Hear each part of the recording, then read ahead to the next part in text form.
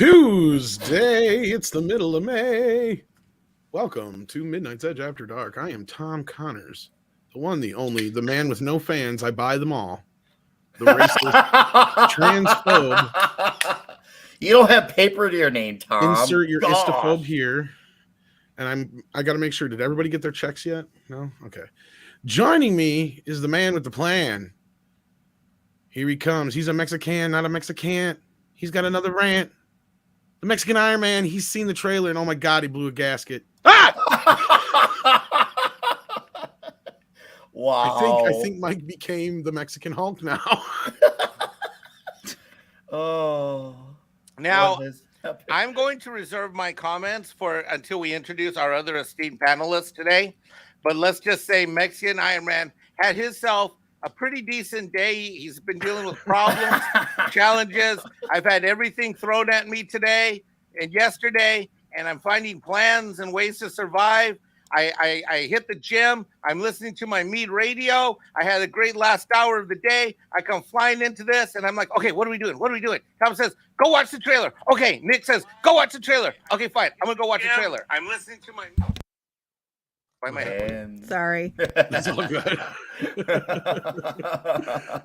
I do that. I will reserve my comments until we introduce our esteemed guest. By the way, what the hell are you talking about? Like, you buy your fans? Or what is all this? Am I missing something? Oh, that guy who has been calling me racist for 2 days. Yeah, it's just been whatever. At this point, I'm done with him.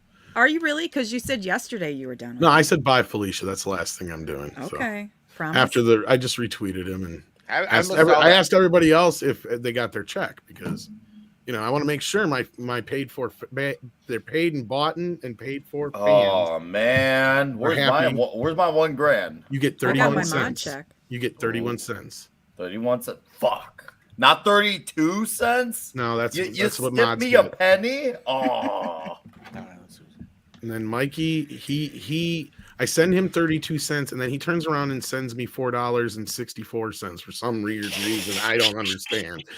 It's some weird math that only makes sense to Mike.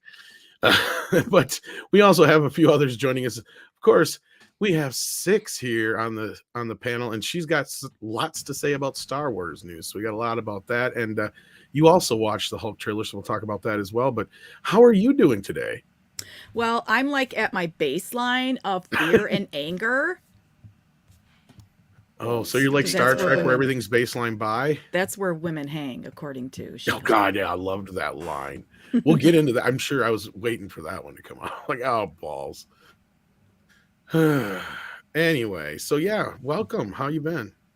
I've been pretty darn good. I'm super excited about the Vanity Fair article. Yeah, there's some, at least whatever bad news we're getting out of the She-Hulk situation, there's some mostly good news-ish stuff, sort of, kind of, out of Star Wars. So there's definitely some fun stuff there.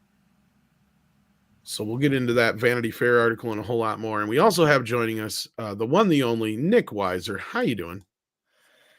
Despite what I watched a few minutes ago, which was really conflicting, I don't hate it, but there's parts of it that I really hate. I've had a pretty damn good day. How are you doing, Tom? I haven't stopped moving since like 9:30 this morning, but sooner or later, I think I'll catch up. I tried listening to some of the Amber Heard stuff. Yes. I'm still on yesterday's stuff, so I'm not even near a lot of today's stuff yet, but that's been fun on top of just dealing with life in general. But I can't complain compared to some of the stuff Mikey's dealing with right now. So my sympathies are definitely with him. And hopefully it's not too hot and you're getting that all worked up down there. But yeah, we're going to get into some news here. Hopefully a couple other people might be stopping by here before too long. And we'll get into all that. But before we go too far, let's see what we got for super chats. You guys have been sending in some super chats. We appreciate that. D-Bud Martin, right off the bat, Six's internet boyfriend. How you doing? Sends in $6. I think there's a message there. It says, for another excellent edition of MEAD Radio and for adding the lovely Six to the regular panel. Nick's okay, too. Thank you, D-Bud Martin. We appreciate that, D-Bud. Yes, we're always glad to have Six here. And she's, like I said, she's got a lot to say about Star Wars. House Atreides says, "Hail Midnight's Edge after dark." Wow, the She-Hulk CGI looks terrible. Is it just me, or do some of the other people look like they're CGI too? Maybe we'll break down the trailer a little bit, because when she's talking to that guy during the date, his mouth just looks weird. Is it like a Superman mouth you noticed? Yes. Oh, now we have to break it down. Are we gonna watch it? Yeah, well, we'll probably watch bits and pieces of it. We should get it. Okay. We should be able to get away with that much, I think. Okay. Or at least watch it in spurts. That's what she said. So yeah, we will get into that real shortly here. We're kind of waiting for Klobby to get here. Hopefully he can hop in and join us, because we got to hear him blow a gasket like Mikey did before the show. Holy shit. Yeah, I basically right now I'm sitting back here and I am biting my freaking finger. What'd you say, Six? Everybody jam Klobby's DMs and tell him to get his butt in here. I think we all sent him a It's a sign. like, Klobby, we need you now. Where are you? We're sending up the bat signal for Klobby. Clobber in Times. That's what we're talking about, for those who are wondering. But I see Hillis Mallory sent us a milestone. He's been a minimum effort puppy for 6 months. Thank you for that. And then Nida Snoke sent in $2. Thank you, and had a question for us. Apart from those returning who survived movie 1, how do you feel about this casting for the Batman 2? Timothée Chalamet as Nightwing, Willem Dafoe as Mr. Freeze, and then he had it continued. Let me get to the next part. Madeline Pesh as Poison Ivy, Daniel Gillis as Kirk Langstrom, aka Man-Bat, Dave Bautista as Killer Croc, and half-board Julius Jornson as Bane. Title of the movie called Batman Freak Show. Well, I don't know if you saw on Twitter, there's somebody, I don't even know who it was, put out there, who's the villains you'd like to see most in the Batman 2, or who do you think the biggest villain's going to be in Batman 2? I think that's what it was.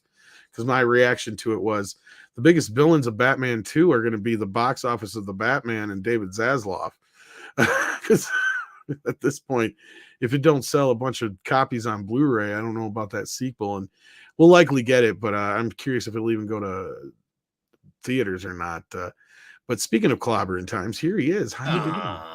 Hey, man, so sorry I'm late. Just got home. Went as fast as I could, buddy. I apologize about that. No worries, brother. No worries. Hey, just in time. As far as the rest of this casting, I will say this. I'm fine with the rest. As far as Nightwing, though, you can't have Nightwing till you have Robin first.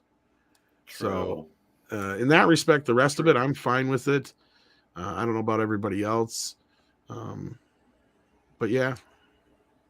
Is that a casting for the Batman 2 you're talking about or something? Yeah, this is what Night of Snoke, his fan casting for the possible villains. I got you. And his title. And for the most part, I don't see an issue with any of them. My only thing I pointed out was I'd rather have a Robin first before Nightwing. Oh, I think that's essential, personally. I'd say Klobby's right. Especially when you just had Batman in year 2 or whatever. Right, he's still early on. That's what I would say. Yeah, absolutely. We're going to get to our first Robin at the rate Warner Bros. Going by the year 2060. Yeah. They never know what to do with Robin in the movies. Anyway, look, they couldn't get it right when they did Batman Forever. They made him too old. Yep. We know why, though. Oh, yeah. We know why. So, yeah. So Klobby, did you watch the She-Hulk trailer? Yeah, I was gonna say, I was only able to see it with the sound off because I was coming back, and but that was enough. Well, we'll watch it. Just okay, good. Even if it's in bits and pieces, we're still going to watch fine. it. Like I said, I don't need. I think I've seen enough to know it's. Never mind. I'm going to say up front, before we really get into this, the one thing I'm upset most about is the Hulk has gotten no love, zero respect. Yes, we should be getting a fucking Hulk show before we get a She-Hulk show. That would be nice. And I understand the She-Hulk is a popular character. I get it. I've never been a huge fan, but let's get into this trailer now. That's what I'm disappointed most about. I would just like a Hulk series. That'd be great. Yeah. Being a superhero is a trial by fire. Who's gonna protect the world if it's not people like you?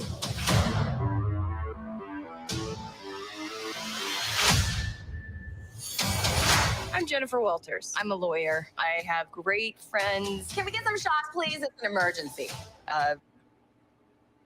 Okay, so pretty basic there already. What in the hell's that? The future? That is the future. Demanding job. We just started a superhuman law division, and I want you to be the face of it. And a frustrating family. Because we didn't ask for this, but you still got to deal with it. Your transformations are triggered by anger and fear. Those are like the baseline of any woman just existing. Okay, that was the line that Six was talking about. That the baseline of any woman is wait, what? Fear and what? Anger and fear.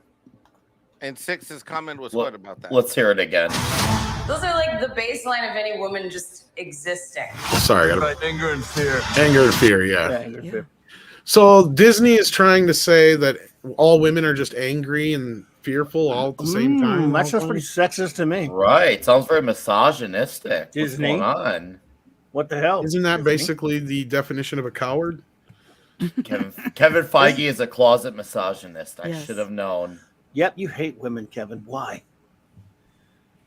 Yeah, what do women do? Six, to you? let's hear your response to that since you're the only one here qualified because Well, we're not biologists. So I am a biologist, so I'm double qualified, a female biologist. I think she was saying that sarcastically. perhaps, but That just was- the same. Yeah, the fact that they put it in there, and also how she said it. She said, "Those are like baseline for any women. You know, they're kind of dissing down on women, and they're also making her talk like I do." She's a lawyer. Lawyers don't speak that way. They don't use like all the time like I do. I mean, if they'd come, I could see it being a better joke, and it is. It's obviously meant to be a ha ha ha moment. Yeah. But something more like along the lines of like, you know, you're always going to be a little self-conscious and this, that, and the other, and blah, blah, blah, blah, blah. And you're going to gain some weight. And she would have been like, oh, so basically the problem the woman has every day of her life or something. You know, then it would have been a little bit more along the lines of ha, ha, ha, ha, you know, because women are always worried about their weight and their appearance and stuff of that sort, which makes sense. But to just sit there and kind of belittle women by saying that they're all angry and fearful, even at the expense of a joke. Yeah. It's a little, yeah. I mean, if we reverse the roles and make it a guy, I mean, I would feel a little shitty about that, but yeah. Yeah. We're missing the context though. And I Right. Good point. The fact that they're making it as a comedy. And so I'm going to assume that everything that they say is funny BS until I see it, and it's ridiculous. That's a good point. And Go ahead. so far, I mean, with this trailer, here's the funny thing, because I'm not a big fan of this character.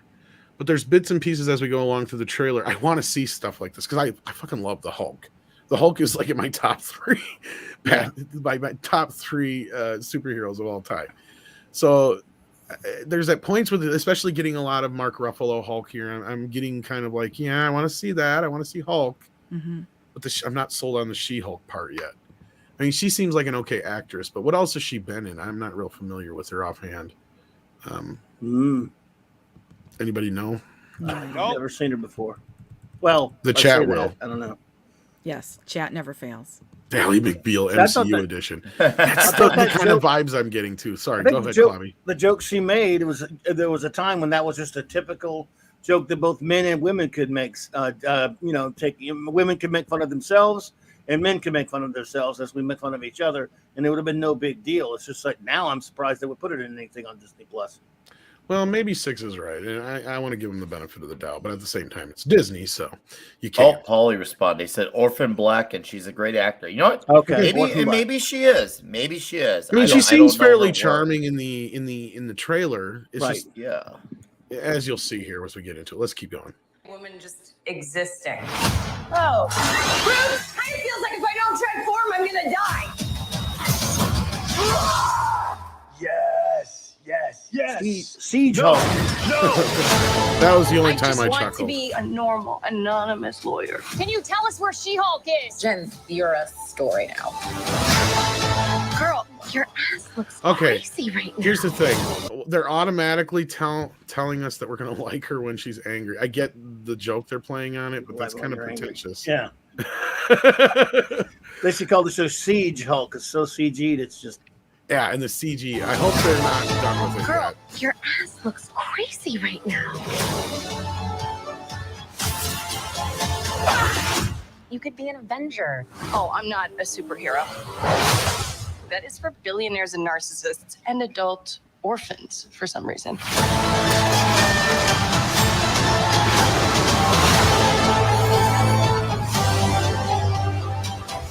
Is there anything more depressing than dating in your 30s? Talk about bad This is the CGI. best date I've had in a while. Oh, Should we split some fries? let's get That's those what I to mean. Look at go. his way he's talking. He doesn't seem like he's real. Let's get those to go. Had in a He's more while. CGI than she is. This is You know the what? best date I've had You in know a while. what I think, Tom? Should we split some fries? Let's get those to go. Please. Especially when he says This is the wild. best date I've had in a while. Oh, See, his mouth even fucking moves. Like the whole mouth.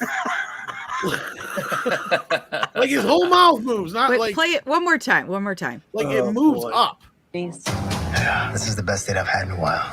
Oh, See? Should Maybe he said something else and they Maybe. changed it in ADR. You could, but to me, it looks like his mouth actually One more physically time. moves off from his face. One more time. your 30s. This is the best date I've had in a while. See? I'll I'm slow not it down. seeing it. Let me slow it down. Oh my God. Tom's obsessed.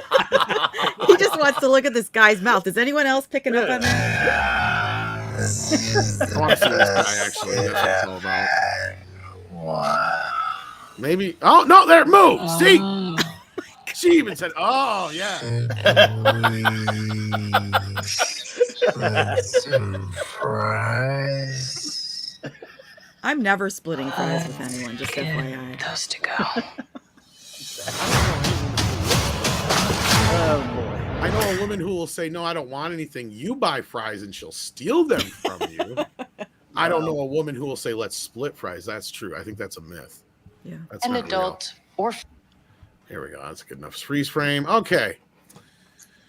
Clobby. boy. Clobby. Before we Yes, let sir. Mike blow a gasket, what's your reaction?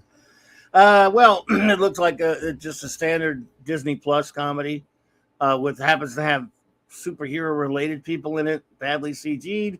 It looks like it's going to be cringy and unfunny, probably. To be fair, I never was a big fan of the character either. I mean, even back when she had her heyday, when her first series bombed out in the early 80s, and then later John Byrne brought her back and had her fourth wall breaking, and a lot of people liked that comic. I always found her annoying. Always found the character annoying personally, but a lot of people loved her. But looks like it is trying to try to be something similar to that Byrne series. The second, it was called Sensational She-Hulk. But I don't trust it because it's on Disney Plus. So it might not even be like lighthearted fun like it's trying to portray itself here. I think it's gonna just be like all those other shows, to be honest. You probably see her as She-Hulk maybe like 5 seconds an episode or whatever. Well, I know. I remember like the whole gimmick of the Bill Bigsby Hulk was you got him twice an episode. Well, yeah, but that wasn't One before the mid break and once at the end. Right. It was a very formulaic thing. I called him the incredible social worker because he. You know what's funny about that show is that man got more pussy than anybody on TV. But you know, Bixby had charisma, and he was Every great. fucking show, it's a different woman. Sure. I mean, well, yeah, and he was, but he related to people. He had charisma, and he carried that show. And yes, when you were a kid, you just wanted to see the Hulk outs. You're right. He's a much But he was better really therapist than he is a doctor. He sucks as a fucking doctor. No, Because look what he exactly. did to himself. I mean, yes, as a gamma ray doctor, yeah, not so much. But you know, back then it was funny because you could walk around the country and hitchhike everywhere and get jobs paid cash under the table everywhere. Actually, and, you know. my whole joke was when I used to watch the show is that he should have went to school to be a detective because he's a much better detective than he is a fucking was. doctor. That's for sure. He could solve everybody's problems, and when the heat got too much, he could just Hulk out, boom, boom, and then move on. But he never cured himself. No, in fact, they did have a resolution. There wasn't one of the Hulk TV movies where we know. I what remember happened the to death him, of the Incredible Hulk. He fell Yeah. from a helicopter. Yep. That's what they took him out as. Yeah. Well, that was just because I think Bill Bigsby knew his time was coming up because I think he had cancer and stuff. It was kind of sad, but he directed that. Yeah, at the time. But As you can see from some of the people in chat, She-Hulk is known to be a funny, lighthearted character. So I the can see Byrne that. series set the tone. People mentioned the slot one there. So this looks like it is trying to follow in that vein to be kind of a lighthearted fun, which is fine. That's a fine idea to do for the show in theory, but I just don't trust these people to do anything particularly good with it. Well, let's ask Six, since she's one of the main demographics they're aiming at with this. What did you feel about the trailer overall? Overall, it's campy, it's cringy, it's silly. I think it might appeal to maybe the 17 to 25-year-old Six, but I'm well past that. So no, I kind of got excited when they had the shot of her from behind. Like, her calves looked amazing, and they mentioned her butt looking really good. And I live in the land of ignorance, so I believe things when I see them on TV. And I thought, oh, she went to the gym, and she's not Natalie Portman, and this is gonna be amazing. And then you guys said CGI, and I wah wah wah. So, but it looks dumb. But I am going to watch it because I think it's going to be fun to talk about. It might be. Yes. Okay. Nick. I'm not completely polarized on the trailer, and I think it's because of a comment Six said earlier with a lot of the jokes that are missing context. So, and also this is going to be, I do know it's going to be 10 episodes, so they're going to basically be 23, 25-minute episodes with 7 minutes of credits. So we're going to basically be expecting a sitcom style format with this show. The CGI, like this scene, I don't mind how she looks, but then there was that scene where she was at the red carpet and the CG looked awful. My issue with Ruffalo's banner is not because Ruffalo's crazy. I can, even though he's crazy, I can put that aside. Yeah. My issue was I actually loved him in the first Avengers movie. I thought he was great as the Hulk, but then all of a sudden, as the movies kept going on, he stopped being Bruce Banner, started being more of a self-insert of Mark Ruffalo. So it doesn't even feel like Bruce Banner anymore. It just feels like Mark Ruffalo with a skin suit. So, I'm curious. I mean, it could be, you can't really call it a bait and switch, really, because they've not really done shit with the Hulk since, Ragnarok. I mean, and that was the last time he was heavily talked about. True. I can't really call it that. But do I think that she'll do his job better than he did? Oh, absolutely.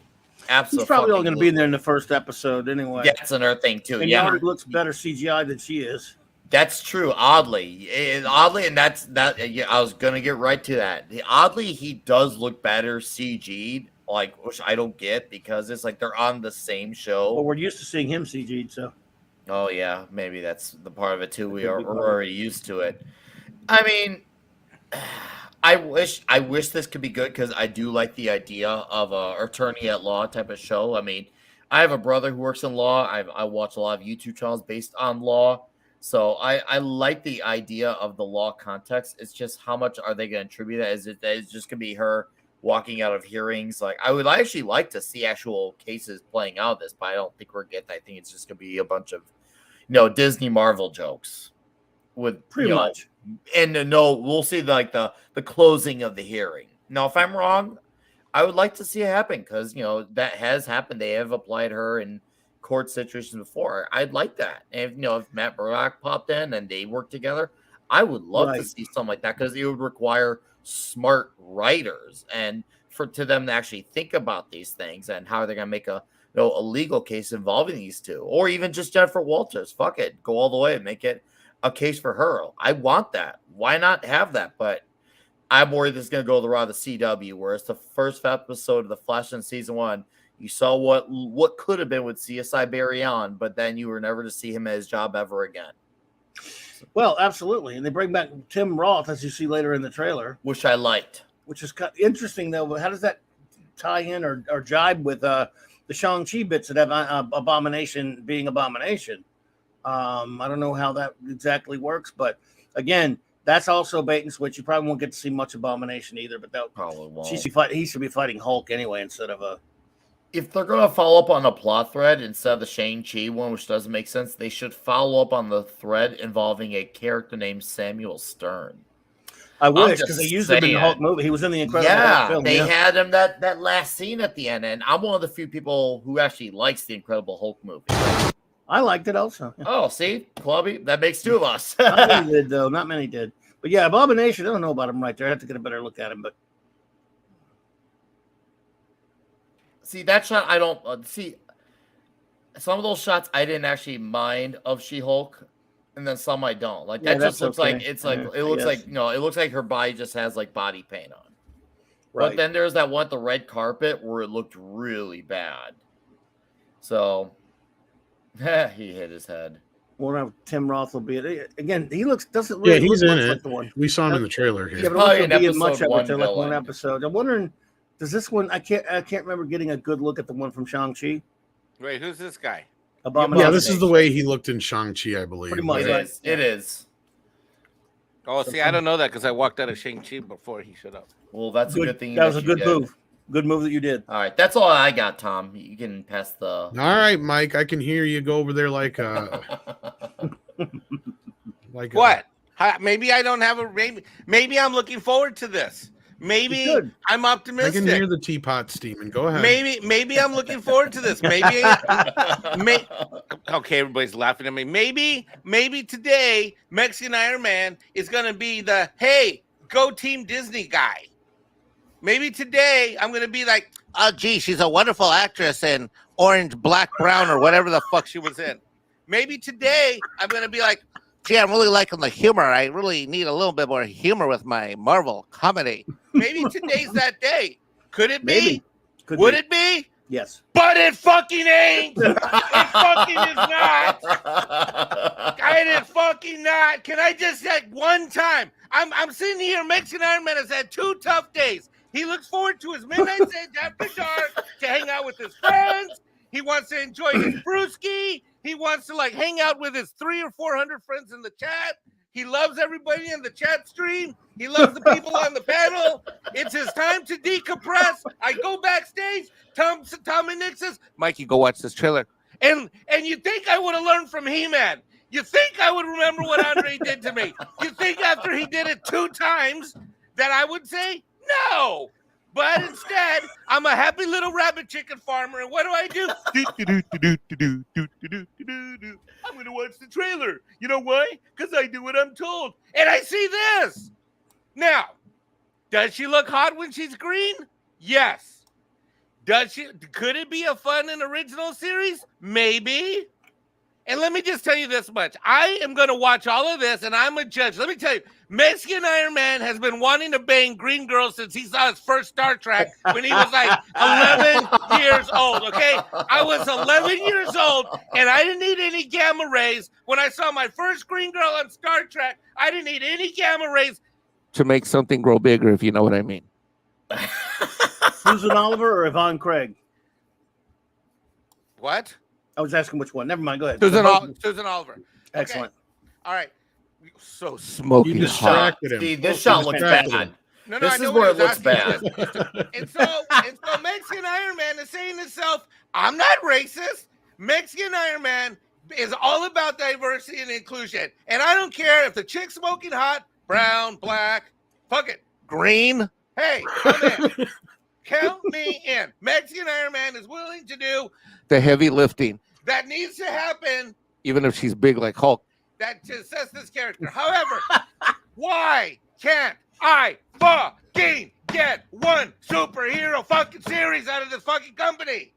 Like a real one. I can tell what this is. It's going to be, I mean, what am I watching? Is this Hulk meets the Friends? Like, is it like, are we back in the night? Like, is this going to be It's like She-Hulk in the city. She-Hulk in the city? Yeah, She-Hulk in the city. We're going to go find some dudes. We're going to bang them. And I mean, hey, I'm all about a girl saying to Mexican Iron Man, let's get the fries to go, except Mexican Iron Man takes ladies to where they don't serve fucking French fries, okay? Mexican Iron Man, when he goes on a date with his chicks, he doesn't go to joints with French fries. I'm just fucking saying. Now, I'm all about a chick saying, hey, let's go. In fact, one of the best closing lines I ever had is I said, hey, where do you want to go next? She said, your place. I'm like, check, let's go. Fine. All right. But what is this scene? He's being carried off? I mean, seriously, would they pull this scene off if it was a dude whisking away a chick to his bedroom? Seriously, think about it. Do you think that would fly too? No, you're right on that, Mike. If this was like Captain America, and yeah, he was like macking If he on like some chick, picked her no way. up and she's a little 5'2" and he's all buffy and toxic masculinity or whatever the hell they say, but I can't. I'm so mad I can't even say the word. They right wouldn't now. even let poor Mark Ruffalo get fucked. Exactly. And by That's the way, true. I never liked him as a fucking Hulk. To me, okay, wait. Let me ask you, Clobby, if we had to pick one of the three guys that played Hulk, who are we picking? I'd probably go with Norton. Me too. Thank you. He's a better Again, actor. Clobby Norton. displays his brilliance yet again. Anyway, so we get Mark Dumpelo, because that's what he is. He, Beta Hulk. Wisconsin doesn't claim him. I by mean, the seriously, way. you got. I mean, I don't even want to see this guy anymore. I'm like, this Yeah, guy's sadly, Mr. he's from fucking Wisconsin. strikeout. How many times did the smokingest hottest chick on the Avengers, the smoking hot chick, did he have to Thor stuff? And he's like, gee, I want to check the gamma ray transmitter, and I need to work on my Ultron converter. Fuck this guy. I don't want to see Ruffalo again. God, Jesus, this is gonna be, and I'm gonna watch it. You know why? Because I don't even know why I'm gonna watch it. And you know what? I don't want to hear like, gee, she's a really great actor and amazing. So the past work that she's been done has been incredible. Let me tell you something. I don't care. Oscar Isaac, a brilliant actor, one of my favorite. Disney is a company that knows how to take the best actors and turn them into a trash performance on a trash show on a trash fucking network. I'm done. Hell yeah. Woo! That was a rant for the ages. I think Razor Fist might even be clapping. In his sleep, if he's awake, I don't know. Wow. I never know Well when that done. man's awake. Yeah. Well done, Mike. I can't. I don't know. Well, are we gonna watch this and comment on it throughout the? I seriously. I think we already did. Do you No, want no. us to go back? We didn't see the whole thing, did we? No. I mean, are we gonna watch the show? Are we gonna? Oh yeah, I don't know. Maybe. No? I vote Might not be yes. worth it. I think we should. Oh, Me and don't Six will lie watch to it. yourselves. We're all going to be talking about it in 3 months. You know At we least are. the pilot.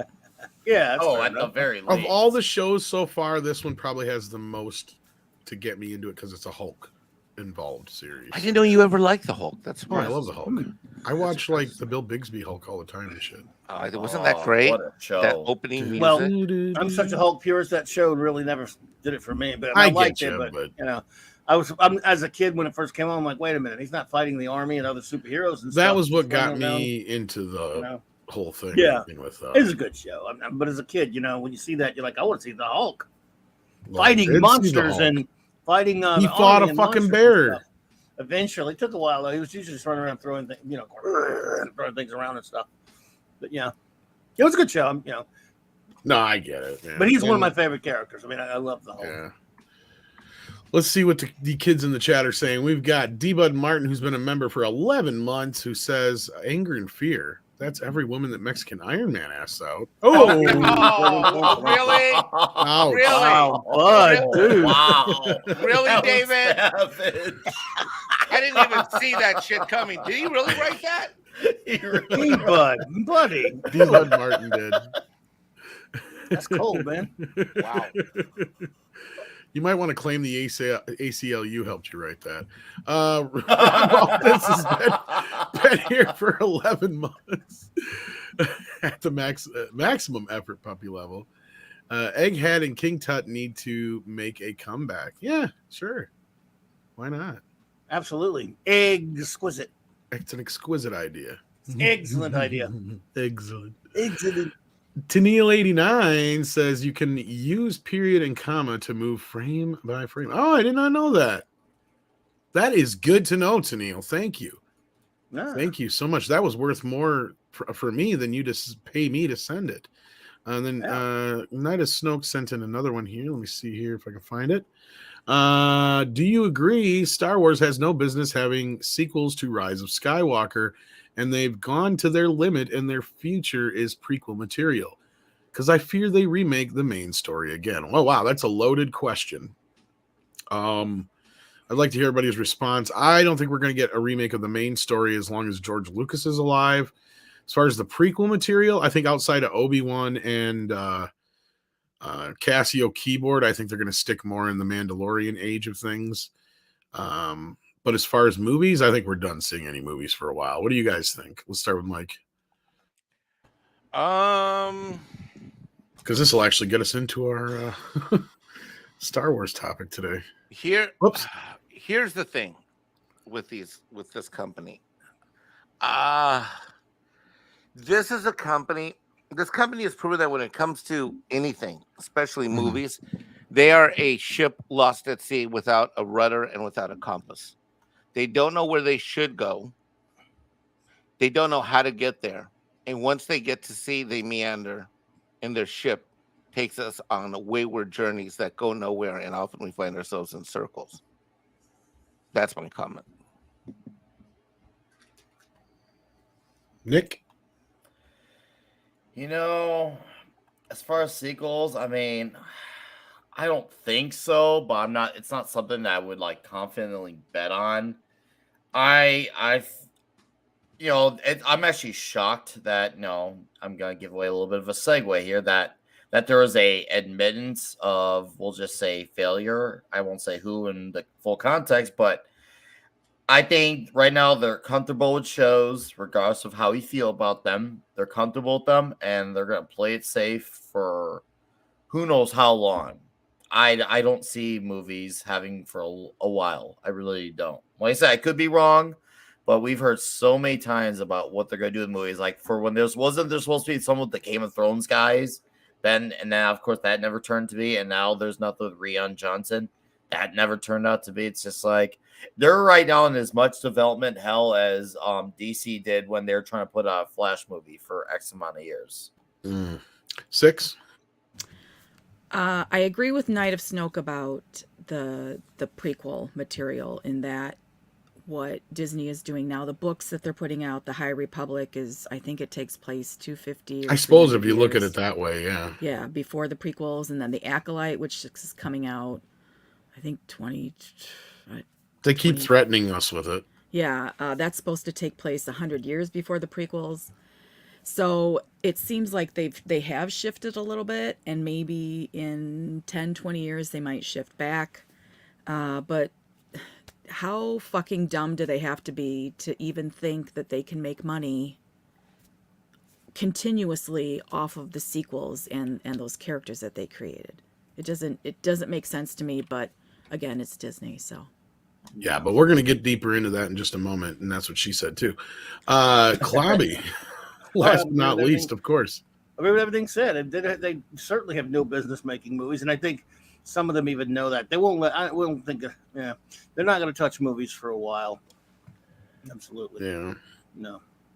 Yeah. So, all right. Well, let's get into the main Star Wars topic. We did have a super chat here that had to do with the She-Hulk business, though. Tennille89 says, "Bah! Unless proven good, she's just Shulk." I gotcha. Yeah. Like it. And we'll be shulking if the show really sucks. Adam Wolford says, "Big Amazon looking woman. Some men like that. Want some big tall mommy. I bet some Rule 34 will be." It already probably does exist. I guarantee it. Member chat from Olaf Van S, who has been here for 10 months as a minimum effort puppy. Thank you so much for that. Did you say member chat? I probably did. It's time for the chat. Come on. And say, what's going on with this Wookiee news? I hear there's more going on in the Star Wars. Is that what it's called? Star Wars. The one that I'm not in. A Star War. So 6, take us, because this is the source of all the information that's coming out right now, correct? Yes. Yeah, this is where everything came from. Yeah. So if you're comfortable with taking us through this, please do. Well, what you want me to just read it? Yeah, if you can. Okay. This comes from Vanity Fair, of course. Yeah, Vanity Fair. Yeah. Well, and it started. Is there any way we could watch that video? Sure. Do you have a link to it? That I do. We can do that first if you want. Because that's how I found out about this. Sure. Oh shoot, no, I don't have a link. Fuck my life. Oh, what was in the video? It was no, I mean it's beautiful stuff. So I think we should. All right, because I don't remember if you sent me. Let me see if you did. I did send it to you. Okay, let me look. Oh, I have it here. Oh, you got it. All right. Okay, here it is. I got it too now. You got it? Okay, you go ahead. All right.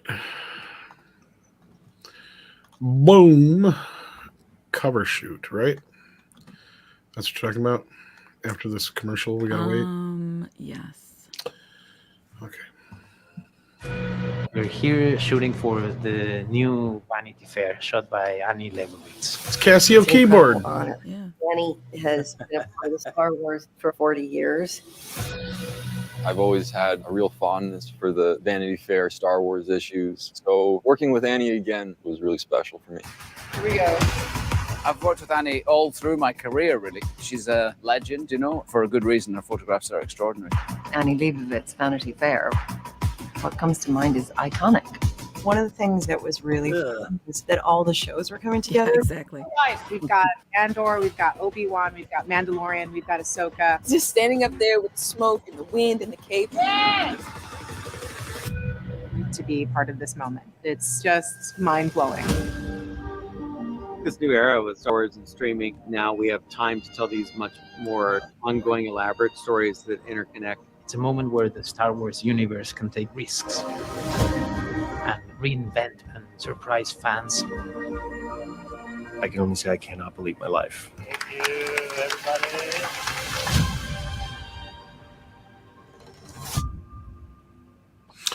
All right. So that's the video. So here we go.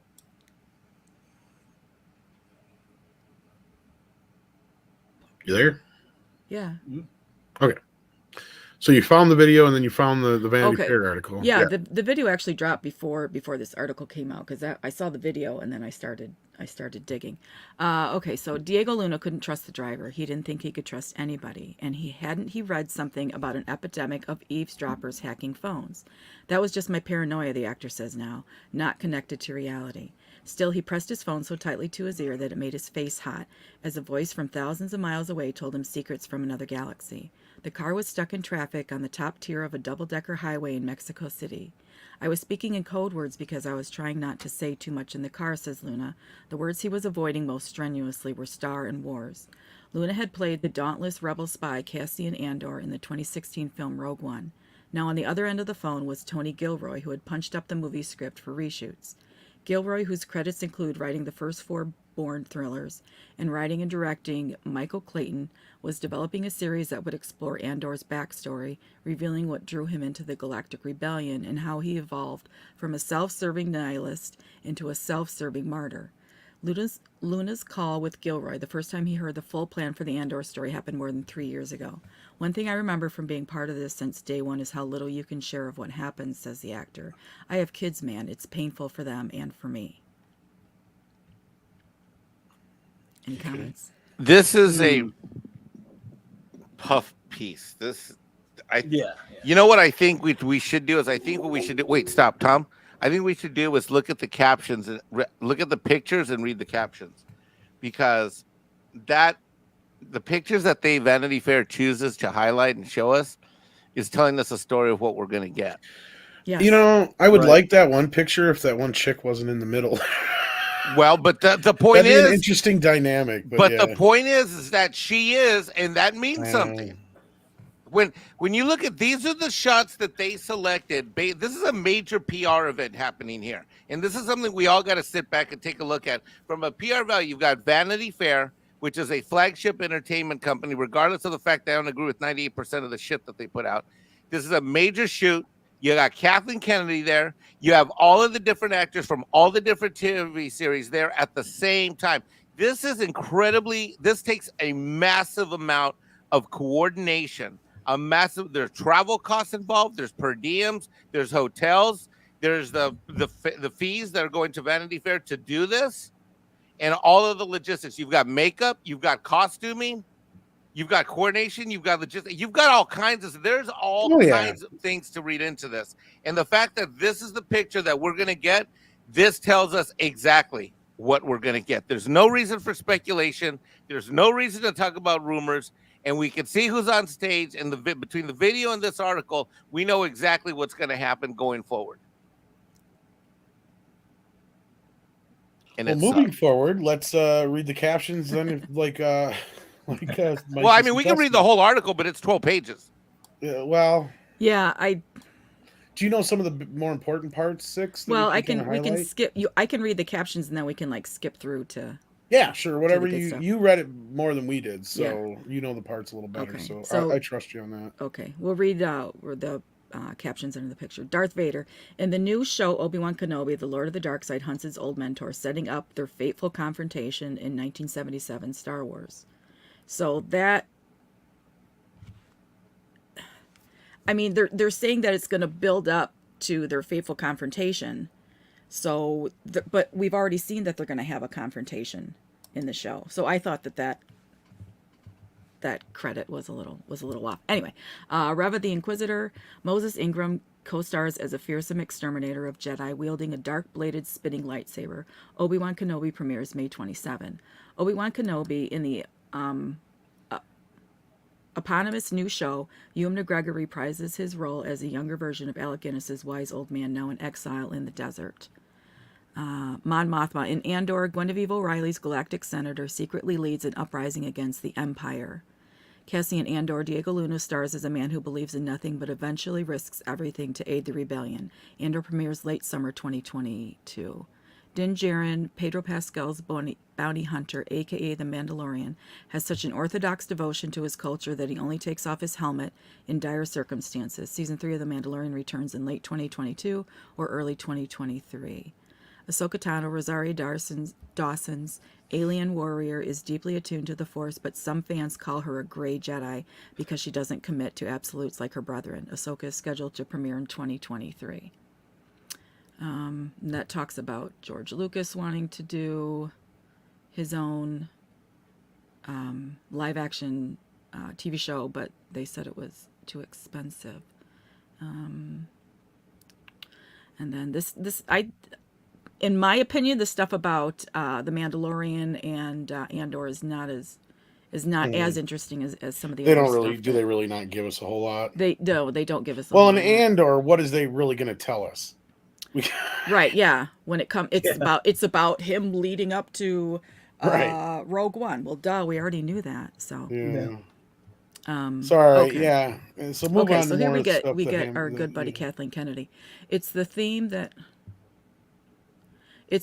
binds all the new shows, devotion. What's unique about Star Wars is that we're one story, basically, says Lucasfilm president Kathleen Kennedy.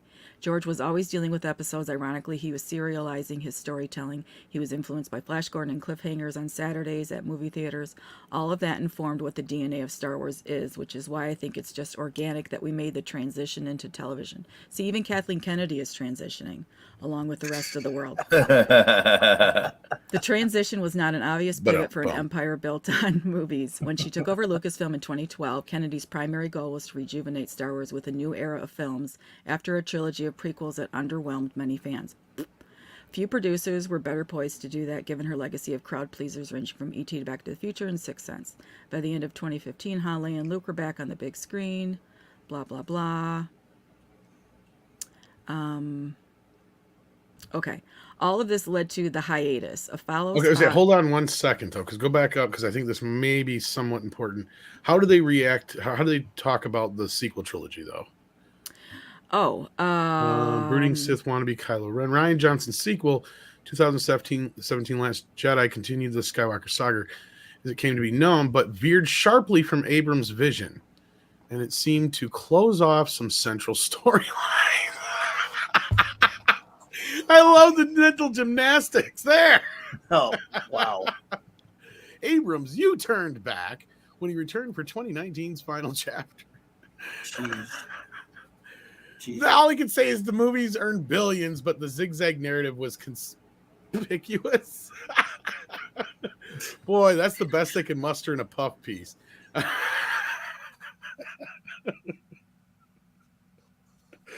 Oh, Lord. Anybody got any comments on that? I'm sorry, Six. I just had to. No, that's okay. No, that's see what you're they right said about that shit. I had read that before, and I remember raising an eyebrow. So, yeah, I mean, it is a pretty nice way of saying that they sucked. They know what he was doing, and talking about how JJ was not thrilled with The Last Jedi and how he was the Rise of Skywalker. Basically was confirming kind of a fuck you everything to we Rian have Johnson. said. Exactly. Yes. Yeah. Thank you. Or at least it's evidence to the yeah to that fact. Sorry. Anyway, moving back on through the thing there. Okay.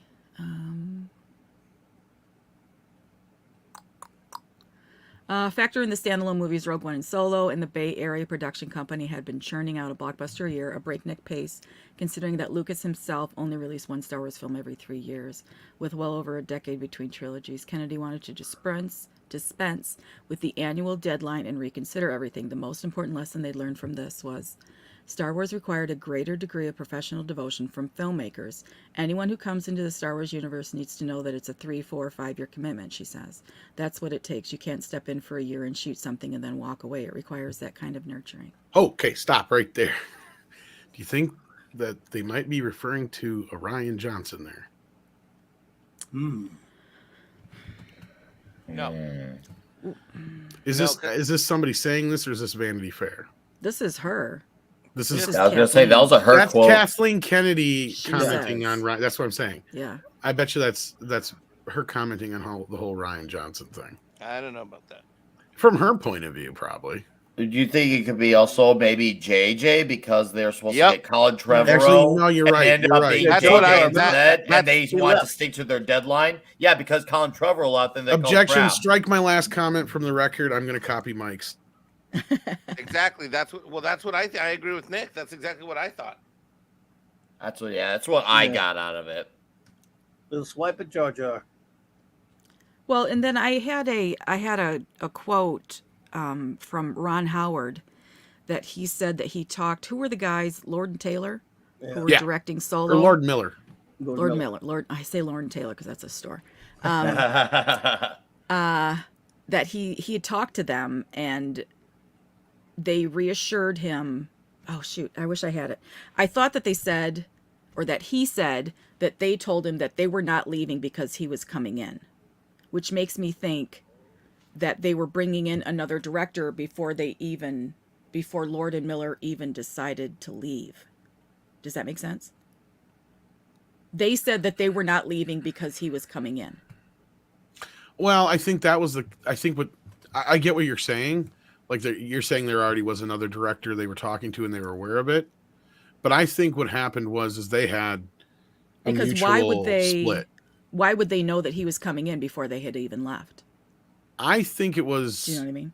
This is one of those times when they say, I mean, we know the Lucasfilm-ish side of the story. We haven't heard a lot of Lord and Miller's side, but that sounds to me like they basically were just like, you know what, you guys clearly don't want us to make this movie, and we don't want to make the movie you want us to make. So let's just call it a day. I think that's what they were kind of saying at that point. Okay. So then they already knew that they were bringing in a replacement, I guess, is what I'm getting out of that. But I don't know about you guys. That's the way I took it from what you just said anyway. I got nothing. This company has no idea how to make movies and finish movies, and it doesn't want to take the risk to do movies because it knows that its captain, Kathleen Kennedy, doesn't know how to lead a studio. That's why they're defaulting to TV. Plus, they need more content for Disney Plus, and Star Wars is their best and only shot at major IP content. So they might as well fuck around with that. Okay, minor backtrack. I do got something. Why does she say that you can't step in? I mean, obviously, she maybe take a jab at JJ or Colin about the whole Rise of Skywalker thing, either or. But she's saying it takes nurturing. It could be JJ. I'm slightly leaning on JJ, but if you're talking about nurturing, you have done anything but that with these TV shows. Like, you should give those shows that same kind of devotion, because it seems like we're just pound out these shows every, I guess you could say, a seasonal or annual basis, 1 or 2 a year. In some cases, if you count the animated shows, 3 or 4. I don't feel like that's the opposite of nurturing. And I know they're already going to have Mandalorian season 3, probably later this year, maybe early next year. I think it's supposed to be later this year, but I don't know. So that's 3 shows within the last year. That doesn't seem like nurturing. That seems very contradictive of what she says. I mean, yeah, I like that idea in theory, but then there's reality, and we all know how she plays when it comes to reality. There's reality, and then there's Kathleen Kennedy reality. That's for sure. But that only makes sense to her, yeah. So yeah, back to the article. I agree with Mike. I think she's talking about JJ. I think that's a shot across the bow at JJ because he had the option, and it was very publicly known that he had the option to do all 3 films, and he decided not to. So in that respect, and I do kind of blame him for that. I've said that before. For better or for worse, with Force Awakens, I still feel like we would have gotten a more cohesive trilogy if JJ just would have flat out did it. I'm not saying it would have been good, but it probably would have been a bit more cohesive because The Last Jedi is the problem. There's still a foundation to build on with The Force Awakens. The Last Jedi killed any chance of that because you can still build upon that. Granted, it sucked what they did to Han Solo and all that kind of business, but at least you can sit there and going, the whole movie is about building up the mythos of Luke Skywalker. So the least you can build off of that. And you could have, the tragedy of Kylo Ren dealing with the fact that he killed his father needlessly and all that kind of shit. You can get into that kind of stuff. But obviously, that was Andre's first reaction to the film was like, there's going to be a third one because I have no idea where they're going to go from here. This pretty much buttons up everything, and he was right. And that's kind of what they're saying here with this whole thing with the U-turn thing before that.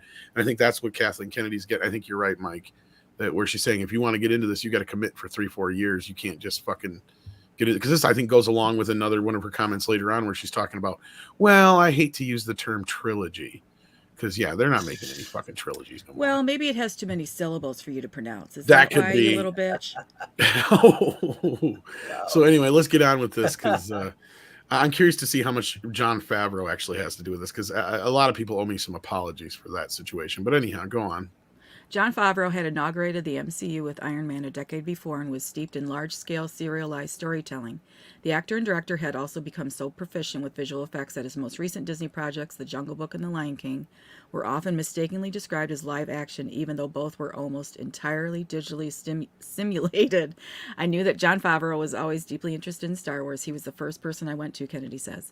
He said, not only would I have an interest, I have an idea.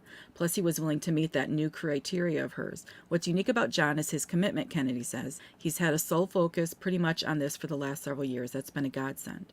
After meeting at Kennedy's office in Santa Monica, Favreau started working without even a contract. I just started writing, he says, so by the time I was officially hired, I had already written the first, 4 episodes. But there was a problem. Favreau's idea was about a Mandalorian, the helmeted tribe of galactic warriors who frequently turn up as mercenaries or bounty hunters. The first and for a long time the only Mandalorian in the early Star Wars films was Boba Fett, and Lucasfilm planned to make him the central character in a feature film being developed by director James Mangold. That wasn't the problem, although Favreau would eventually pick up the Boba Fett story after Mangold moved on to another Lucasfilm property, directing Indiana Jones 5. Okay, so back up a second there, because Mangold claimed he was never involved. Did he now? Yeah. Huh. So they just confirmed our reporting that Mangold tried to say, oh, no, I was never going to make that. I didn't want the Sorry, stigma attached. back up there. Sticks, yeah. Oh, that's okay.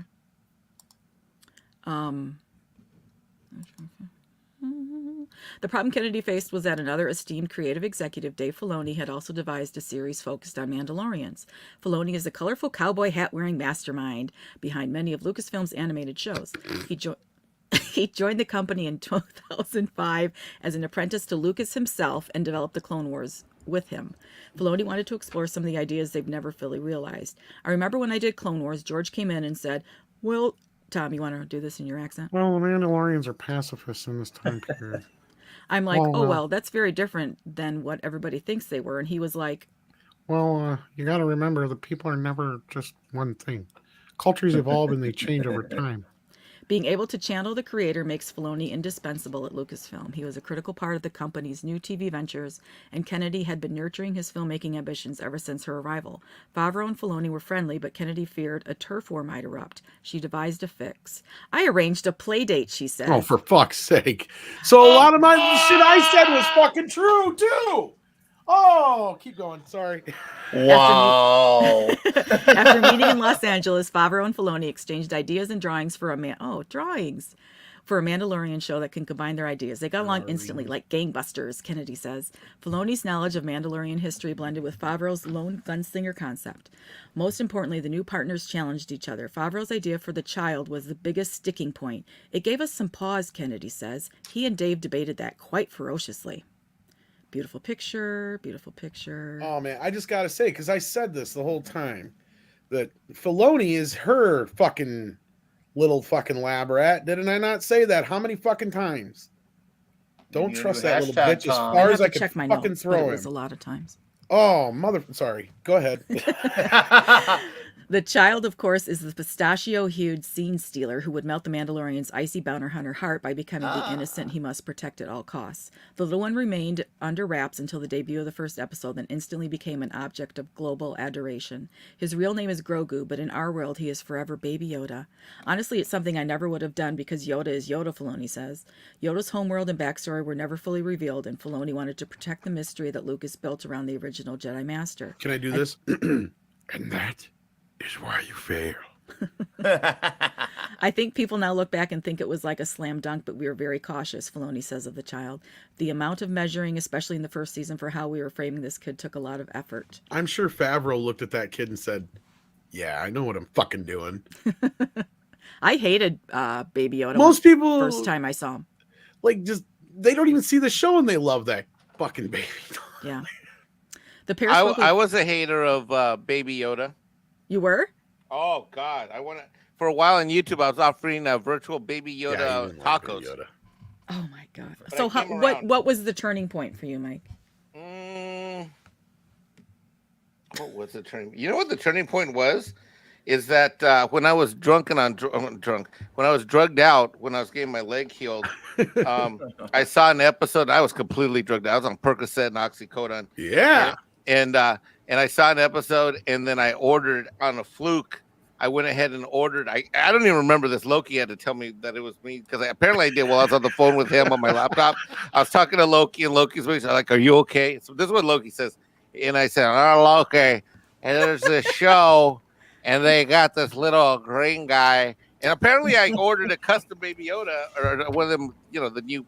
Not customized, but the Baby Yoda. Because at that time they didn't have a lot of them out there, yeah. Right, and I ordered, and I got one of the first ones, which I still have. It's here somewhere. I gotta look anyway. And while I was on drugged out and in the rehab center, getting my leg in traction, and he showed up, and so he accompanied me. So I held my little Baby Yoda in a box for like weeks while I was on Percocet and Oxycodone. So he got you through that. Aw, let's see here. Hold on, what's up? Mike's got drawings too. This is the drawing that Favreau and Filoni did. That's a really good Baby Yoda. Oh my gosh. Baby Yoda brought Favreau and Filoni together. This is the actual drawing. This guy might end up in a museum someday, people. This is the actual drawing. Breaking news live. That's a lot more sophisticated than I imagined. I thought for sure it would have been done with crayons. But this is obviously colored ink. Oh shit! Is that Nick or Coach? I don't know where to send the link. Get in here. Let's go. Get in here. Get your body in here. We're talking I can about send it to him. Star Wars. You want me to send it to him? Yes, whichever Tell me, one get of to the these. I don't care. chopper. Get them I both don't- in here. Just get in here and shut up. Get your What's ass on? in here. I'm on it. I know. I'm talking to them. Okay.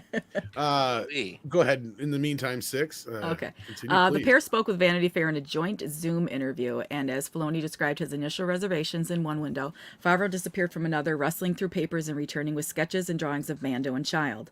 One of them, drawn by Filoni himself, showed the baby's hand reaching out of a floating bassinet towards his burly protector. Most of the other concepts were off-putting, wrinkled, feral, or cartoonish. It's easy to understand Filoni's hesitation. There were a lot of different looks that popped up, and when we got one that finally clicked, it's this drawing, Favreau says, tapping a full-color concept image by artist Chris Elsman, now emblazoned on countless pieces of merchandise. In it, the child sits in a bulky brown onesie with wide doe eyes and a slightly derpy expression. That's him, this one, Favreau says. He had kind of a goofy, ugly look. We didn't want him too cute. Part of his charm is that you feel a little pity for the guy, like Chaplin's Tramp or Charlie Brown. There was never an alternate creature suggestion. It's not like we might have gotten a crustacean like Baby Akbar in lunchboxes, dolls, backpacks, and t-shirts.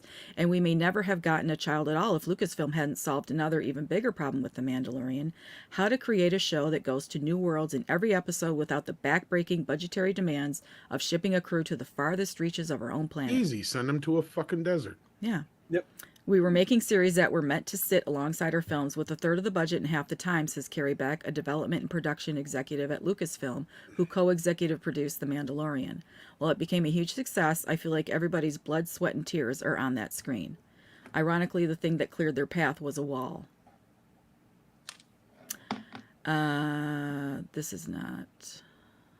This stuff you can get through. Yes. Just Mando stuff. 4 years later, the volume. Okay, yeah, this is all about volume and stuff. Yeah. Which is interesting for special Beautiful effects picture, folks. But... except for that bitch in there. And fucking look at Filoni's fucking little fucking mug. Hi.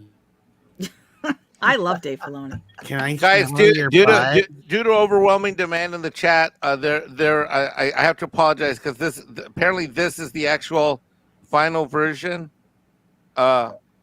Which has, that makes all the difference in the world. Though. Wow. Well, this you one good. has- You finally got the fucking cowboy hat. Now I know who's who. Right. So now this is the official one. The other one was a renegade copy. This is the official one. It's so much clearer now. Now I understand. Yeah, now you know who's who, right? Filoni looks like the guy you'd catch smelling your used socks. Or my underwear. He does have that smile like he'd do that. Just Yeah, look he at that would. smile. He's got that creep smile. I like the stinky smell. He's the closest thing we have to George Lucas, though. Don't Oh even my look. God. This is one area where I know you and I will go round and round on. No, he's But not. that man is not even a patch on George fucking Lucas. Who has more of a connection to George Lucas? Everybody. Pablo Hidalgo. I mean a positive. He basically was. Well, Pablo George Hidalgo took was him the under IT his guy. wing. To a point, you're correct. I'm not going to argue that point, but Kathleen Kennedy. Here's my point, and this is what I've said to people. If George had that much confidence in him, wouldn't he have KK's job? Yep. I see what Six is saying. I do too. He is the closest, but yet he's so far away at the same That's what I'm time. saying. I don't. Was that up to George though? Yes, George picked KK, and George. It seems like every time Then I Filoni agree with talks you then. about him, or he talks about George, they're always disagreeing about something. You ever notice that? Yep. I mean, I could be wrong, but Six, I love you, but you're gonna need to try a different argument other than he. no, was I supposed to do it. don't think she's going to argue with me Wait, too much there's- on this part, but But I'm not. All I said was he's the closest thing we have to George. you're not wrong. As I far as, didn't like- say he's close to George. I said no, he's you're the right, you're closest right. thing we have. Yeah, Okay, you're right. then I And agree at with this you. Right. point, I think Favreau's a better choice, but Filoni, unfortunately, probably knows more about the world of Star Wars. You're right in that respect too. Yeah. I mean, George, to me, as far as Star Wars, he's perfect. He's Wait, got who's that chick between Filoni and? That's Deborah Chow. Deborah Chow. Oh, well, that picture tells you everything you need to know. That right there is your core Star Wars team at Disney.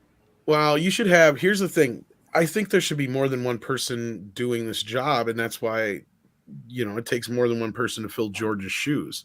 You should have like Ben Burt, Joe Johnston, and George one or two other. George never would have taken Star Wars and made it a variety of TV series. That never would have happened. He wanted to do a TV show, but yeah, I agree with you. He would not have done all of this. Not like this. Shopping strip mall bullshit. But I mean, you need guys like Ben Burt, Joe Johnston, and a couple other guys who worked on Star Wars, maybe Phil Tippett and some other guys. I would have said Kasdan a few years ago, No. but not anymore. No. See, that's the thing. If you'd have had like a group of, and it doesn't have to be guys, you can even get some women in there that were involved. I can't think of any offhand besides Marsha Lucas, though, right away. But, I'm just saying, like, people that actually worked on Star Wars, knew George personally, and actually have a care in the world for this stuff. Yeah. And Favreau's the logical next step in that. I see that now. Filoni, I've never trusted him as far as I can fucking throw him. That's the And problem. as Vertical Horizons mentions in the chat, and he is right, which is that Filoni ripped off a variety of EU authors and claimed it was his own. Yeah, and he'll do anything he can to get Ahsoka inserted into everything. Well, that's why he's perfect for Disney, because he has to have his little princess. Oh yeah. Mm. I mean, he's a perfect Disney person because he's. Oh, him and little KK see eye to eye when it comes to politics. I guarantee it. Yeah, because he's a spineless, backless little beta bitch. Oh, That he is. sorry. I was a professional at that time. I'm sorry. Let's just say nobody's seen him or Leslie Headland in the same room at the same time. I don't know. Face it, we're never going to have another Gary Kurtz. Yeah. Gary Kurtz, yeah. Well, and Gary wasn't the creative side of things. He just kept people in check. And So let's talk about something positive from all of this. Here's something positive. There's something positive in all this because John Favreau's in the middle of that, standing up. Favreau is in the middle and he's front and center, and his place is now in the story of lore of, because this Vanity Fair piece is designed to say, here's where we're at and here's where we're going. And the fact that Favreau is front and center in terms of the article that's written, as well as this shot, tells us that at least he's in the core. Well, that's a very optimistic stance. Look, and I'm not going to sit here and say that John Favreau is some kind of god, because he's not. He's not infallible. He's made some bad fucking movies. Yes. Oh, of course. But I'm willing to give him a shot over anybody else right now. There's not too many other people I would bring in besides maybe Joe Johnston, Neil Blomkamp, who I would say could maybe pull off something decent Star Wars right now. Besides him. So that's just my opinion on it. How much more of this article's left, 6? There's a mega butt ton of it. Is there anything really? 8 pages. We got a lot of the Rian Johnson stuff to get to. So let's. Yeah. Okay. So you want to skip to. Let's grab Professor Gray's super chat while you're skipping ahead here. Professor Gray says Star Wars was not one story. It was many stories, all told in the same universe. All stuff made for Disney got involved. Yes. Yeah. And I had this rant earlier on Culture Casino's channel. Discord. E. Clay wanted to know, why did JJ never do The Last Jedi? Well, the reason he gave was that he had the option. He talked to his family. His family didn't want him to be gone for basically 5 years doing Star Wars movies. And he wanted to be able to take breaks and do other movies in between, because otherwise he was going to be doing these movies back to back to back. So he decided not to do it. That's why. If only his family had saved us from him doing the first one. Exactly. Yeah, maybe if Ron Howard or Favreau would have directed that one, would have been in better shape. And no, Brian, I'm not. The thing with George is he did not sign any NDAs because that was a point in Bob Iger's book, but he has stated that it makes no sense for him to come out and speak out against Star Wars because, he still has stock in Disney and Lucasfilm and all that business. So he's going to play nice for as long as he can, or at least as long as it's beneficial to him. But if the stock keeps dropping like this, you never know. We might start to hear more about how he feels. I mean, he has let us know in some ways how he feels. It's out there. You can find it. But okay, so moving on. What else we got in this article here? Okay. We have a roadmap, Kennedy says, although Lucasfilm's big screen return is unlikely to follow the same relentless cadence as before. A movie from Jojo Rabbit's Taika Waititi and 1917 screenwriter Christy Wilson Cairns will likely arrive first, with Rogue Squadron from Wonder Woman director Patty Jenkins further off. Is it true that Marvel Studios president Kevin Feige will produce a Star Wars film? I would love to see what movie he might come up with, Kennedy says, but right now, no, there isn't anything specifically. And the trilogy from The Last Jedi's Rian Johnson that was announced 5 years ago, backburnered. Rian has been unbelievably busy with Knives Out and the deal that he made at Netflix related to the movies. Oh, I wish I had all the time in the world, kids, because I'll tell you, I want to find that prediction I made a while back when I said, yeah, this ain't happening. And wait, in about a year or so, we're going to hear, yeah, he's got all these commitments. And I swear I said this exact quote that she said here. He's going to say he has all these commitments with Netflix and Knives Out. So we're just going to have to put it on the back burner for now, which is code for the shit ain't fucking happening. Mm-hmm. That is almost my exact quote at the time. I guarantee it. If somebody finds that, please link it to me. Otherwise, I got to go dig it and bury him for it. But I will give you the biggest thanks in the world and a big old kiss if you find me saying that. And I know I said it at least a couple different places, so it should be. I'll find it. Doesn't vindication feel nice, Tom? I'm just saying. Vindication feel very good. This is the lovely part about it, because we all knew. It's not like it's a big like, ooh, I knew, like a crystal ball fucking thing. Who hasn't predicted this fucker wasn't going to happen? But right here, we finally have from the horse's mouth herself, basically saying it. Oh man, I you know, obviously this whole Netflix, it's just all used as What an that alibi does, to cover up for the truth. what that does signal, what we're missing or what we need to add in the conversation, that signals her mentioning him in this piece and that being mentioned in there tells you that if Tom, everything you said is true, but that the point of that signal is to say that if there is something to happen going forward, he is still her first go-to. Otherwise, his name would not be mentioned at all. Well, here's the other thing I got to ask you, Mike, because this is somebody who obviously probably works in the world of contracts. If you have a contract with somebody and you go and make another contract with someone, they have to honor that first contract first, usually, don't they, before they move on to something else? That would be correct. This is a big bunch of bullshit. She fired him the same time the fucking Benioff and Weiss. This shit ain't happening. That's if she even fired it. It probably was Iger or Chapek that said no. But move on, because there's more she says about the trilogies coming up here, and I think that was the other big thing. The emphasis on television is already influencing the upcoming film slate. I hesitate to use the word trilogies anymore because Star Wars is much more about persistent storytelling, Kennedy says. Now she just needs to recruit feature filmmakers. No. Yeah, you know why? Because you can't pull a trilogy off, bitch. Oops. I love to recruit feature filmmakers because you have gone through more filmmakers than any other fucking producer in the last few years and not actually produced anything. You know, it used to be a joke when I said she's fired more directors than she's actually hired and completed projects with. But no, we've literally gotten to that point now.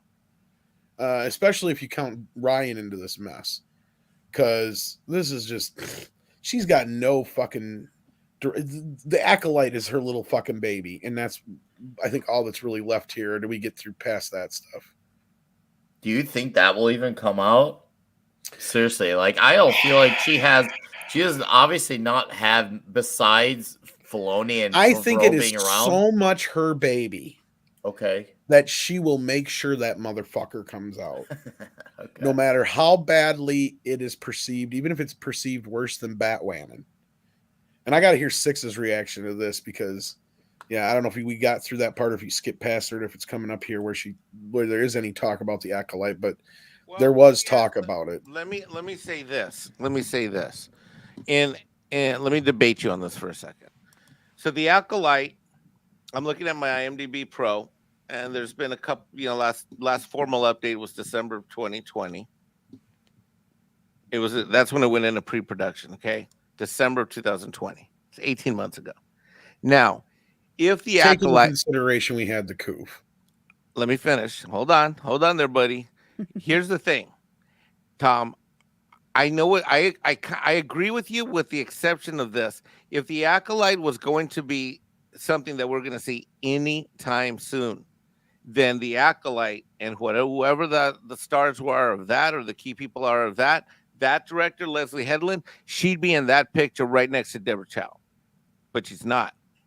Why? Because Leslie Headland's a female, stunning and brave. And if that project was really moving forward in earnest as a series on Disney Plus, she at a minimum would be there, and there would be talk in this article about the Acolyte. There is a little bit of talk in there. That's what I was saying. There is talk about it in here, but it's not about like when we're going to see it. Well, where does it talk about it? It's on page The Acolyte. Yeah, it's on page. Let's get to that nonsense. I keep going down. It was right after this picture. Okay, so there's just still more. We're not even to the end yet. So no. There's a lot. Okay, more. So let's just keep going then. Yeah, but if it like most of the stuff we don't really let's see. Keep in mind. Olaf says it's under the Grogu photo. Well, I'm trusting Six as far. I see the Acolyte right there. I'm gonna say I was trusting Six as far as where we're going with this, because actually there's one bit before the Acolyte stuff where she brings up how the Solo project was probably not a good idea. Let's start with there, and then I think that's the second paragraph after the T there. Whoop. Oh, right here. Yeah. Okay. The 2018 movie Solo explored Han Solo's younger years with Alden Ehrenreich taking on the role of the Yeah. smuggler originated by Harrison Ford. The film has its admirers, but it made less at the box office than any other live-action Star Wars movie. Solo's swagger may be too singular for another actor to replicate. There should be moments along the way when you learn things, says Kennedy. Now it does seem so abundantly clear that we can't do that. Now you figure that part out after When all she that says damage we, she was means done, I. and they put that out. They put out. They recast an iconic character. Wait a who minute, you let me- should have never recasted. Let me after allow the to laugh at her and Last Ewan Jedi. McGregor, please. It is possible if you do it right with respect. And if they would have got the kid who Harrison Ford said, Yes, you should play me because he looks and sounds just like me. Mm-hmm. In fact, I hired him to play me in a movie once. Yeah. That would have been a good start. Anthony Secondly, Ingruber. would have. Go ahead. Sorry, Clobby. I'm saying Anthony Ingruber was the actor. Yes, thank you. And then get a better team behind it because Chris Lord and Miller, outside of 21 Jump Street and the Lego Movie, I'm not a fan of anything they've done. Yeah. Unlike Taika Waterpark. I can't wait to read the part about the accolade. Here's the That thing. paragraph is hilarious. Even let's just say that Grunwald did do this movie or whatever. Like what? I didn't see Soul in the theaters. I saw it finally for the first time. I think right before the Gina firing happened, and my thought to myself. So I had no Gina stigma attached. I just thought this movie's pointless.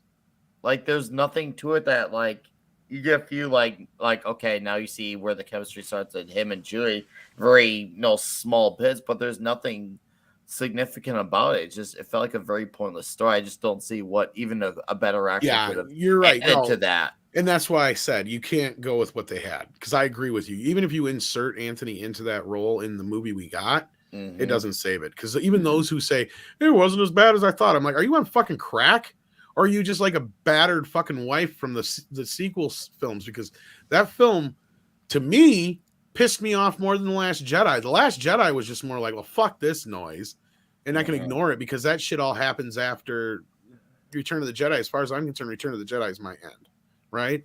But with Solo, they're presenting this idea that this is the setup of this character and you're watching this shit as a movie. It's like, no, this is supposed to be canon now. Fuck this noise. And they bring that into the sequels stuff and all that shit. No, I'm going to ignore all that shit.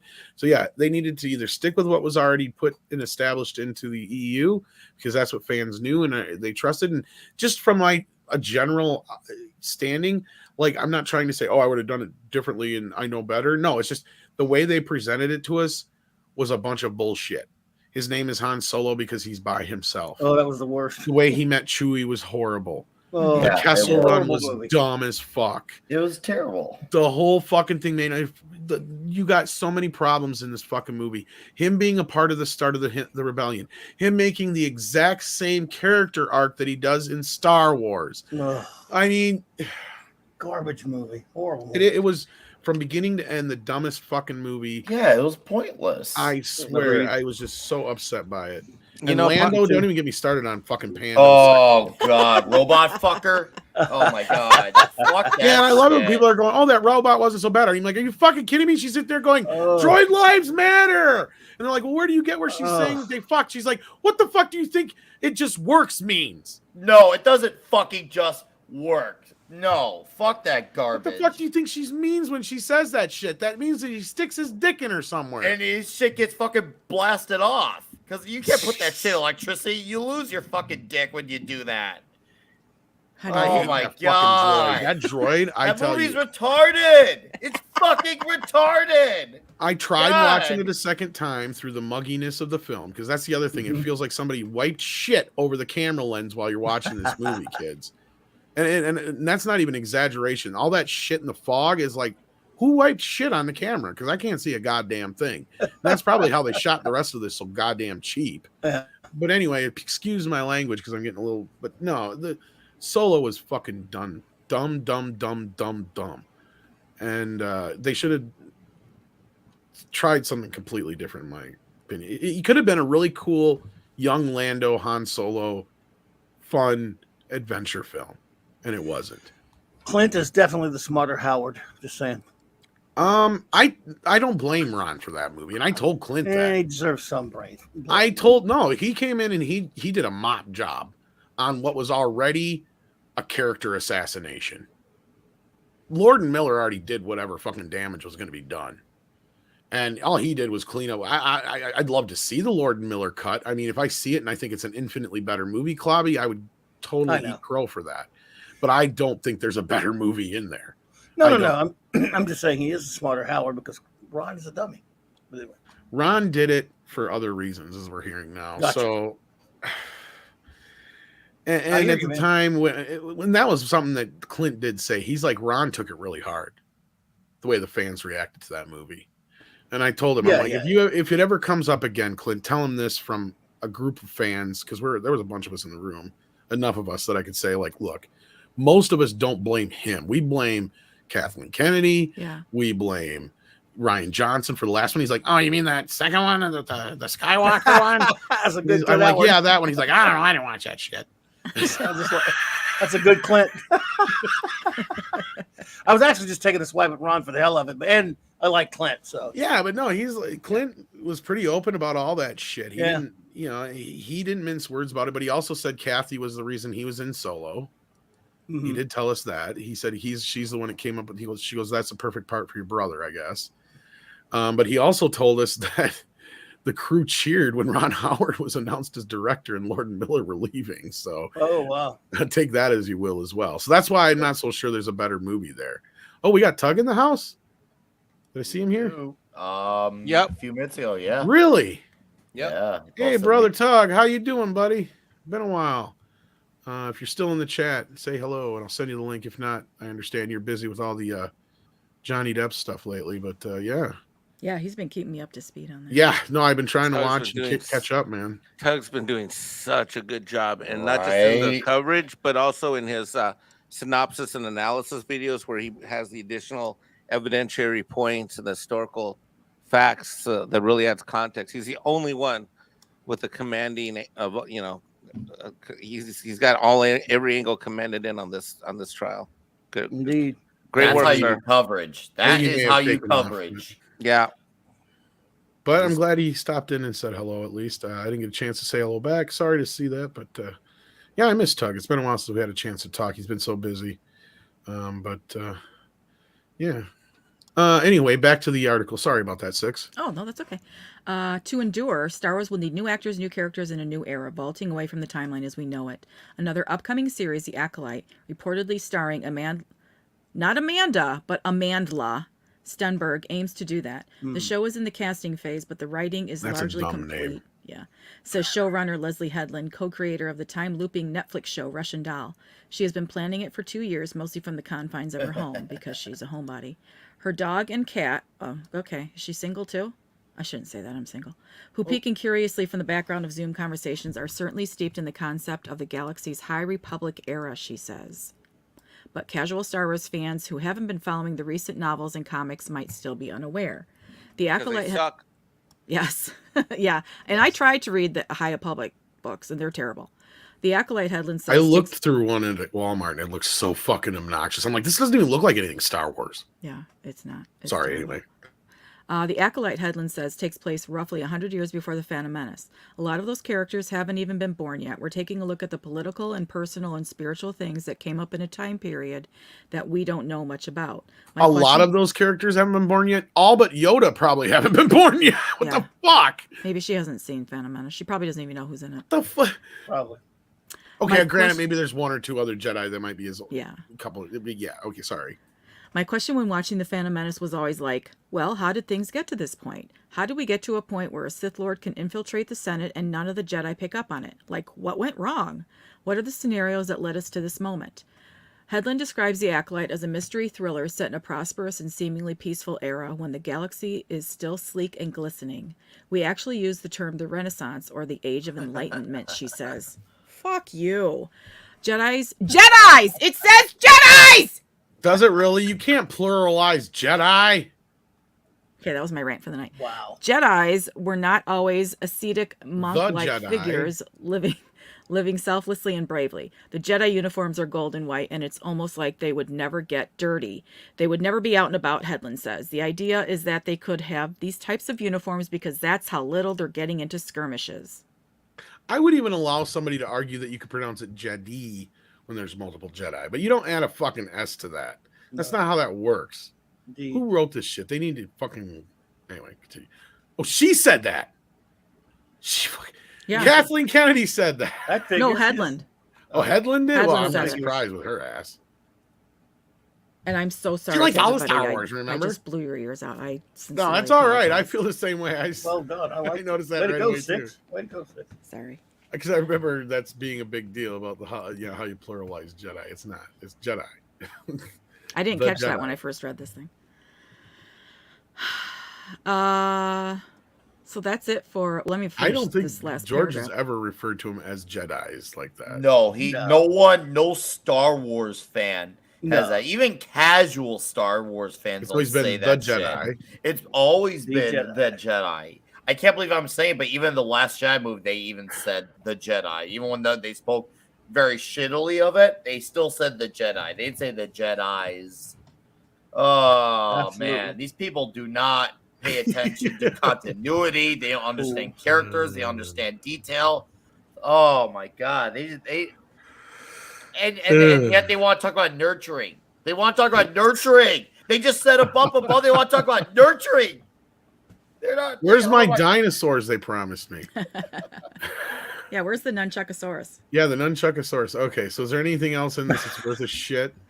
Just this last paragraph. Let me just read this. Another new series on the horizon doesn't even have a title, just a code named Grammar Rodeo, a reference to an episode of The Simpsons in which Bart and his schoolmates steal a car and run away for a week using a phony educational event as an alibi. The show takes place during the post-Return of the Jedi reconstruction that follows the fall of the Empire, the same as The Mandalorian, but its plot remains a secret. It's created and executive produced by director John Watts and writer Chris Ford, who made Spider-Man Homecoming for Marvel. A casting notice has been called for 4 children, around 11 to 12 years old. Inside Jedi Lucasfilm- Academy. Yeah, inside Lucasfilm, the show is being described as a galactic version of classic ambling coming-of-age adventure films of the 80s. This will have more in common with the sequel trilogy than the Mando did by a landslide. Bet on that shit. Especially if we're talking Jedi Academy, they're going to make this shit like lead right into the sequel trilogy. They cannot can. I mean, they should, but they refuse to can the sequel trilogy because for them to do that is to say, well, now we took away the meaning of the first, female, not Skywalker Jedi, the Yeah. first Latino pilot who's the not baddest pilot in the galaxy. Like they want all their checkboxes to be the first of this and that.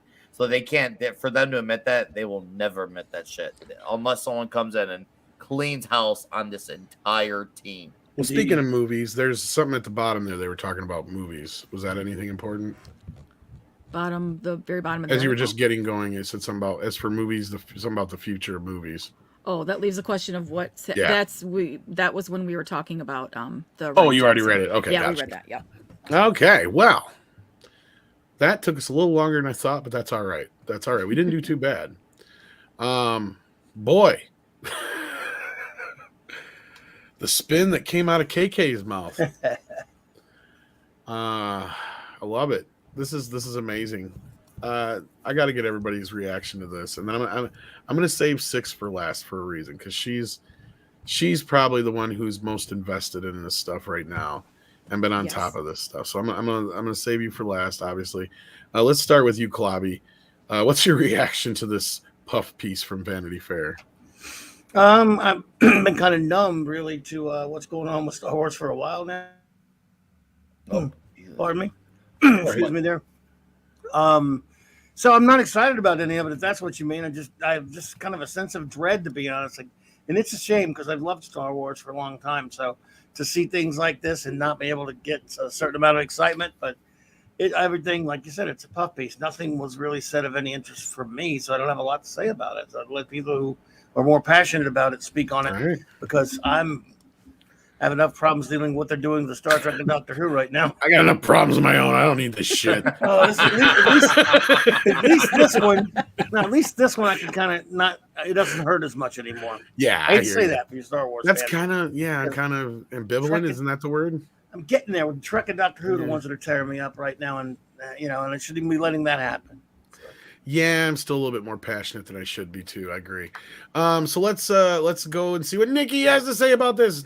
Nick Weiser, what's up? So I'm not like Clubby. I mean, since the Gina thing, I've not been anywhere as invested. Like, it took me over a year to be able to even watch an old Star Wars movie. I couldn't get myself to finish it, but I finally did it recently. It felt good, so that was great. But all that aside, like, I'll say this is the very first piece about the name. We'll just call it the name. That has been spoken about a lot. This is the first interesting piece about her in a very long time, and I feel like it definitely You mean vindicates a lot. Headland or KK? KK. Okay. It definitely vindicates a lot of things that people have been speculating for years. So I do feel like I just would like to see people, you know what? Hey, these people had a point. We should listen to them instead of wrote them off as isphobes and isms. So I do like the vindication of it.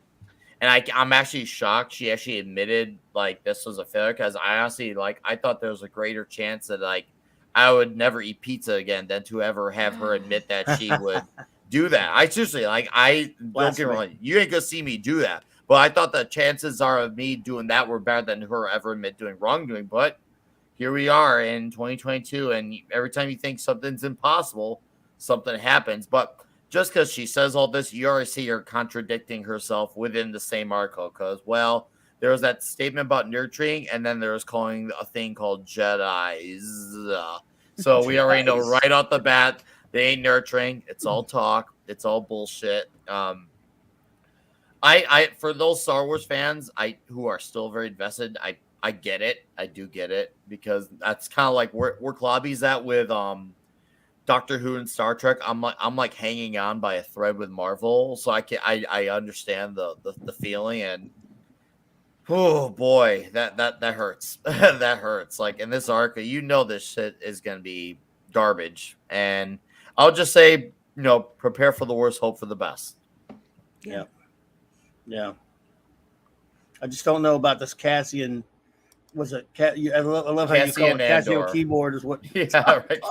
I mean, what made them think this was a good idea for a show about a character that we already know what little evolution he had, and took place over like a 20-minute span of a film, and he's dead. And you're going to go back.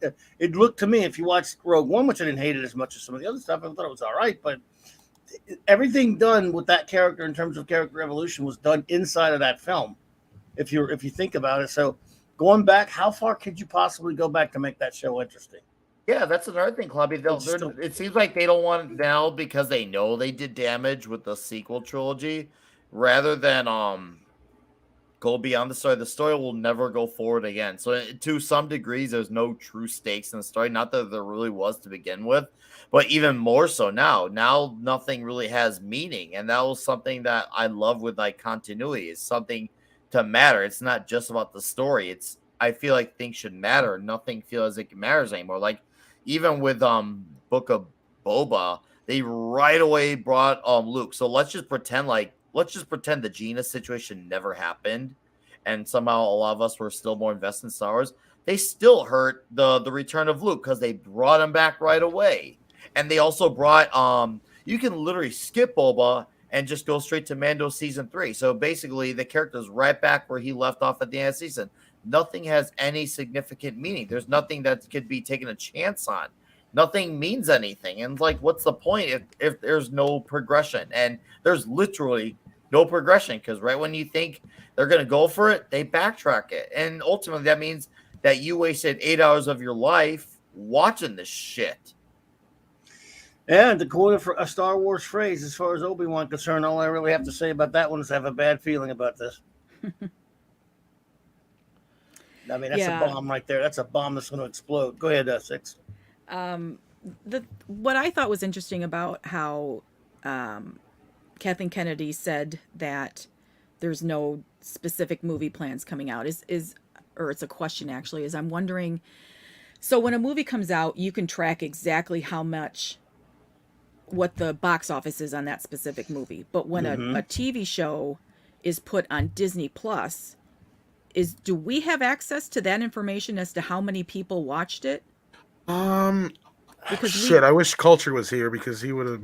Because we can know how many subs they have, or how many how many people have signed up for the. I think the number for service. Boba Fett, I think if I remember right, was close to 4 million viewers in a certain period of the first few days of release or whatever, like the first 24 or 48 hours. Oh, that's right. I do remember you guys talking. Yeah, something like that. I don't remember the exacts, but it was somewhere around those lines, which is roughly like, for instance, Big Bang Theory on an average would have like 7 or 8 million viewers. Okay. Because it seems like it would be easier to hide failures on a streaming service than in a movie theater. Oh, yes. Yeah. Yep. And the last time we all were in the movie theater, the last time a lot of Star Wars fans were in the movie theater for Star Wars was for The Rise of Skywalker, and that left a bad taste in a lot of people's mouths. So maybe they're just trying to distance that memory from people and try to get them, oh, look at this shiny new thing over here on Disney Plus. Well, I mean, you love TV, right? Come sit down and watch. I mean, especially when it comes to Obi-Wan, I get a feeling of we're trying to gain back the half the audience we lost with Rise of Skywalker. That's for sure. Or buy Rise of Skywalker, I should say, because Last Jedi was the reason that most people walked away. Yeah. But outside of that, and I can't speak on Boba Fett because, as you know, I don't have a Boba fetish, so I've never been the demographic of Star Wars fans.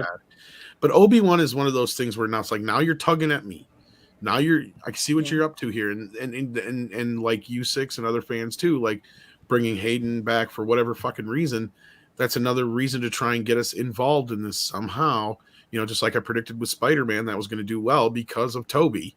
And it did pretty well, mainly because people wanted to go back and see Tobey Maguire and Spider-Man. Yeah. So, I mean, I'm sure there's some pent-up thing about a lot of people wanting to see Hayden to a point as Darth Vader, and especially a lot of people who would love to see Ewan McGregor as Obi-Wan Kenobi. Because even George Lucas hinted and teased, a possible Obi-Wan movie with Ewan at some point that never came to fruition. So, and I doubt that's what we're seeing here by any means, because we know this has been rewritten at least twice over. But yeah, I think this is going to be the litmus test to see how much of an audience there really is for Star Wars in general on television or at all anymore. I think to answer your question, and I think that will drive whether or not we get the Acolyte. Because if these shows fly to a reasonable level, then that show will go into full production and we will see it.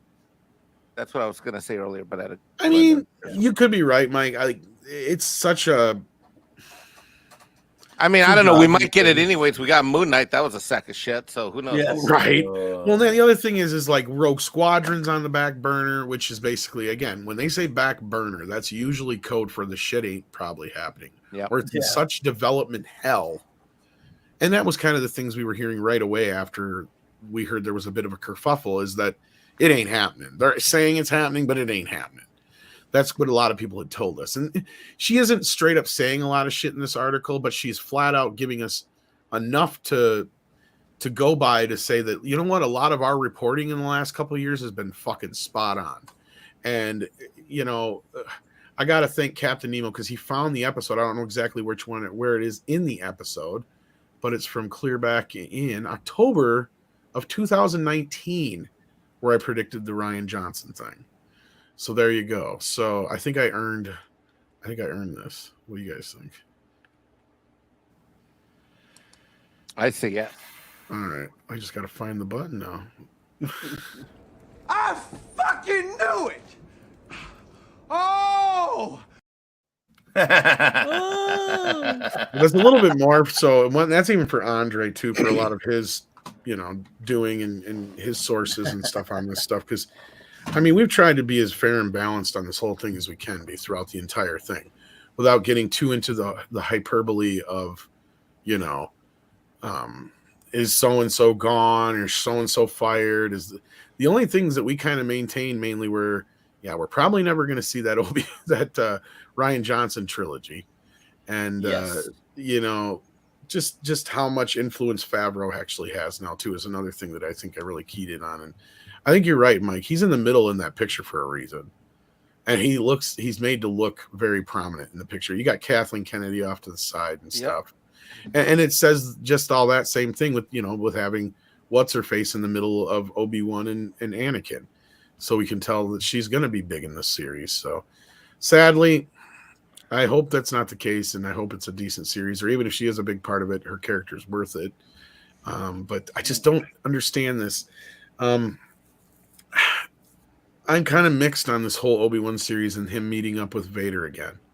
I get it. There's some room for interpretation to be there, but at the same time, I feel like George went out of his way to kind of wrap all that up in Revenge of the Sith to make sure that you really kind of knew the next time these two see each other is when they see each other on the Death Star. Yeah, was it that Vader only he ran to Obi-Wan because at that point in A New Hope he finally sensed him. There was no. Well, he doesn't really say. Obi-Wan hid. He hid. All he says is, homebody. I sense something I haven't sensed since, and then he trails off. Yes, thank you. It's exactly what I was trying to lead to, and yeah. So he was a hermit, like, and all of a sudden we're giving him this whole arc, which is all the more reason why they're gonna justify the bait and switch, because they need to say, okay, we're gonna keep him slightly hermitish. Well, he'll just be around, but he won't actually do a lot of the things except now fight Darth Vader for some odd reason, or bring Darth Vader on Tatooine, because that's the only planet these shows are good for now is Tatooine. Here's another thing we got to keep in mind. I mean, I think it was a few months before season 2 of Mando came out. I swear I thought there was a photo, and it looked like it was Lucas, Filoni, and Favreau, and there was Kennedy in back. And that photo looked like Kennedy was taking a back seat, and I guess you could say the men were working on the show. But I'm just saying, I saw the image before, and I need to see something actually happen in order for me to have my attention. So I'm not going to let that photo, get my hopes up. Theoretically, it'd be nice, but I want reality to kick in for the better. Awesome. So yeah, let's see here. Was there anything else in the article itself that we really wanted to get into personally, or I don't know if anybody else? I know 6 highlighted as far as I'm concerned the main bits. Yeah, that we really need. I think that's really it. Yeah. All right, let's get into some of these super chats then, because Night of Snoke had a question for us, and thank you for the donation. So, the threat for Jedi beyond Sith Lords and bounty hunters, I feel they've reached their peak in terms of sequel beyond Episode 9. It would probably just be normal criminals for Jedi to fight. Well, that's kind of a constant problem. Is we're kind of let with this idea, and it gets. I'm not try not to drag this rant out too long. Night of Snoke, and for everybody else in the chat. And again, don't let my passion make you believe that I'm angry with you in any way, Night of Snoke, when I get going with this. This is my problem with the sequel trilogy and the idea of having all these sudden Jedis pop up everywhere in everything. Jedis. I did on purpose. Oh, they're not real Jedi to me. Get him 6. Because they're not real Jedi to me, 6. That's why. I'm glad you caught that. And these Jedis pop up everywhere is because, you have this problem is that George let us feel like between even without the prequels, mind you, that by the time we get to Star Wars, Obi-Wan is when he brings up things about the Jedi, like look at how Han reacts to him, right? He's like, it's a hokey old religion. Like nobody believes in you. And it's only technically been 30 years since the Jedi have been technically extinct, right? Roughly 20, not 30, 20 years, sorry. And in that time period, they've already kind of gotten to this point. Now, I can believe that there's been a bunch of propaganda pushed around to like make the Jedi, out to be fake and all that other kind of stuff. But don't you think that, by the time you get through all the stuff that's in the Star Wars films with Luke Skywalker and him supposedly trying to rebuild the Jedi, that characters wouldn't be acting like Luke doesn't exist and the Jedi and the Force are still a myth? Like you have this problem because here we are 2,000 years out from when Jesus Christ was born. And a good portion of the world is still Catholic and Christian. So, or whatnot, So like my whole point is like, it's kind of hard for me to believe that people just forget about Jedi, forget about Luke Skywalker, forget about Anakin Skywalker, forget about some of these people that were huge players in the grand scheme of things. Like, it's really difficult for me to believe that shit. So you have that problem, especially when you keep introducing Jedi all the time. You know, when you have, you know, Anakin who lives on the outskirts, that was kind of a bit of a moment for me with, like, at least he even recognizes what a Jedi is at that point. And I don't know if he's ever seen anything about it or really talked too much about it with people because he's living on the outer rim. So if he knows about it as a slave boy at the age of 9 or 8 or whatever the hell he's supposed to be in that first movie, I have a hard time believing that Rey doesn't know anything about Jedi and Luke Skywalker and all that kind of stuff, especially considering how many pop up all the time everywhere. All of a sudden, and Ahsoka's still out there and all that other stuff by that point. You know, somehow if she didn't die between the movies and stuff like that. So yeah, the whole thing with me is it adds too much. So you really only have the criminals for them to fight at some point. And that's kind of what they were supposed to be anyway, was like knights of, you know, the Republic, basically. So the Guardians of Peace, the old Republic. Yep. I don't know if Six has another take on that than I do because she's a little bit more into the lore, but I do. Jedi, I don't think they're not cops. So I don't think that they would be going after quote unquote normal criminals, unless it was a very large group of them, maybe like a mafia type. Yeah, that's kind of what I was thinking. Ensemble. They weren't soldiers either. No, right. No. Yeah, right. Guardians of Peace and Justice in the old Republic. Right. So, I think that maybe they were there to keep part of their purpose was because the Sith do have a history and it's known about by the Jedi. So they're there to make sure that things don't go batshit crazy again. As the history has shown that the Sith can rise up and start causing chaos again. So I think that that's part of what they're there for. They're there so that in case they're needed, but most of the time they're not. Okay, interesting.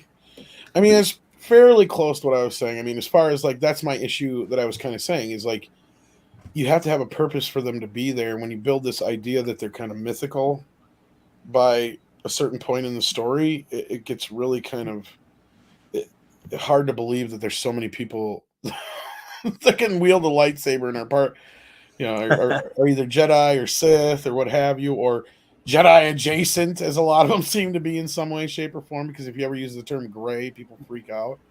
Well, I think that's why they lost the ability to figure out that Palpatine was a Sith Lord, is because they were so complacent. They weren't fulfilling the purpose that they had. Well, and I can buy that he could cloud their judgment too. Yeah. And I think that a lot of their power was just in their mystique. They show up and people get in line or fall in line because they don't want to have to fight against a Jedi. Right. Based on reputation. So, no, that's fair. And then Mecha J says, whatever lesson KK claims she learned from Solo, she clearly learned the wrong ones. Yeah, considering she's doing this to promote a show featuring a character that was recast already, that was where I was getting at. Her point is kind of stupid. I'd like to allow me to laugh at her and Ewan McGregor, but yeah, no, they never learned the right lessons in Hollywood. And then Brian Barth wanted to know, is the Lord Miller cut, is it the comedy cut? I would imagine it's funnier because that was kind of what they were bringing to the table. Hillis Mallory says, my thought, how big of a pile is the High Republic books going to make once they are returned from the store? What few have made it to stores? Yeah, I've only seen a few. I don't even know how many there are anymore. A. Marcella says, I encourage everyone here to start reading the Expanded Universe if you haven't already. Luke's new Jedi Order books are superior to anything High Republic. Also read Kenobi, the real Obi-Wan Kenobi story. Yeah, that is for good. those who are into this stuff, go for it. Yeah, go to your local used bookstore or library or if you want to buy them new, that's awesome too. They'll probably have the Legends banner on it, but the EU is full of fantastic stories. Yeah, Kenobi I hear that Kenobi book is one of the best ones. I hear a lot of talk about that one. So maybe that's one I should look at because I've only read like a handful of books, which I enjoyed, but I'm definitely not deep in the lore as most of the others am. But that Obi-Wan one, I'm gonna definitely if people are well versed in that EU, I'm gonna take the word on it. Yeah. A lot of good stuff. And then Hillis Mallory says, just remember, Ahsoka is no Jedi. She is no Jedi. True. Oh.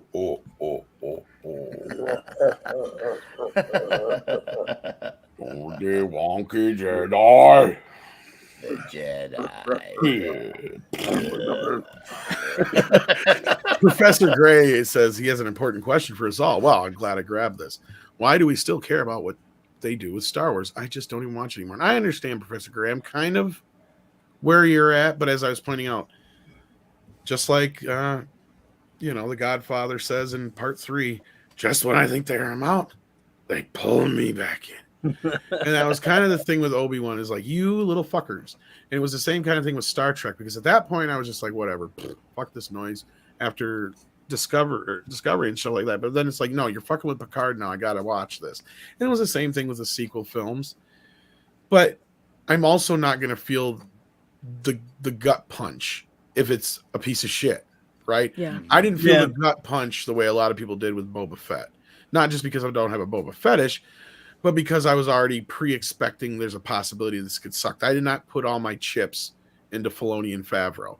Now, if it had just been Favreau, I might have given him a lot more of a chance. But even with adding in what's his face who directed? No, I just forgot his name.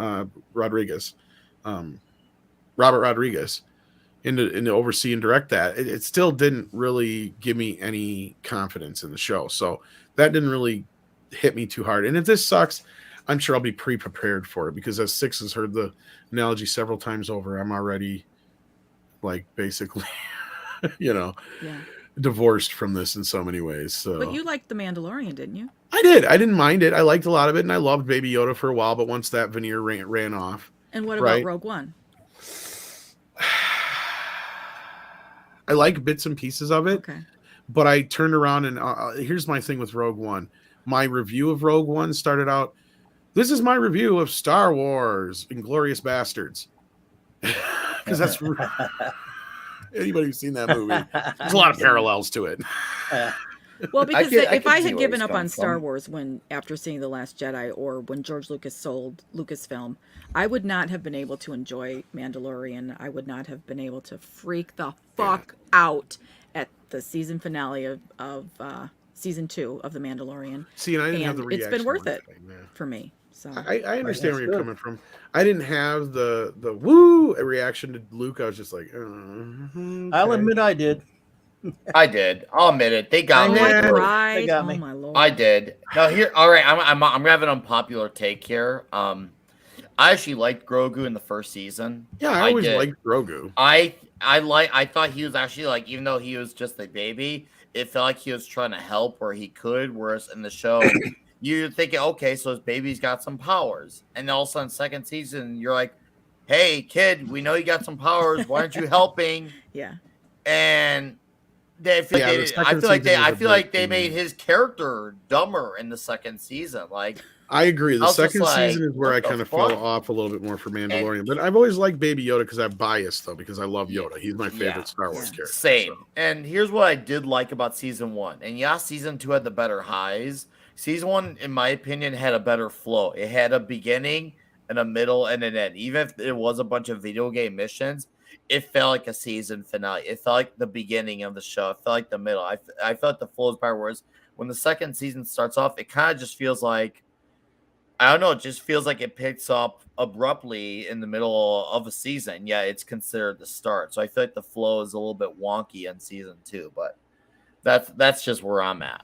I mean, I guess in my other problem is kind of I'm justified in that Boba Fett was basically a holdover to get Grogu back with, Mando, because that's what I said is there's no real weight to this, because either if the kid's gone, then there goes your show. And if he isn't gone, then you're just going to waste your time getting him back. And that's what the next season's going to be. And unfortunately, that's not what happened, because I'm thinking Gina Carano got fired, so everything got thrown into a tizzy. And that's where Book of Boba Fett even came to be to begin with. But Olaf NS says KK is suffering from hubris. Oh, yeah. Big time. Yeah. Big time. But yeah, we're going to have to wait and see how this goes. We got a week to see when Obi-Wan drops. And then this says the Star Wars TV shows are still doing better than the EA video games. All garbage fires, especially that odd Sims 4 crossover. Well, there was a Sims 4 crossover. Mm-hmm. Oh, Lord. Yeah, most of the games have been shit. The best, and I will say this 6 though, like of all the Star Wars films, the one I probably had the best time with was Rogue One. Yeah. And as far as the video games, I loved playing the VR part of Rogue One and Battlefront. But outside of that, yeah, I hear what you're saying, man. I didn't get into the Battlefront games or anything like that, and I don't even remember the rest that have come out since, to be honest with you. What do you guys think? I own a few Star Wars games. I haven't had time to play them. I haven't played too many of those. I love them, but once you have way back, but Yeah, some of the older ones I've played, but yeah. A. Marcellus says, I wouldn't blame Disney for having all these Jedi surviving Order 66. In his original sequel treatments, Luke was going to have Luke rebuild the Jedi Order using 66 survivors, and Maul was going to be this new Sith Master. Was that the case? I don't know. Was he even the one that was in charge of bringing Maul back? I don't know.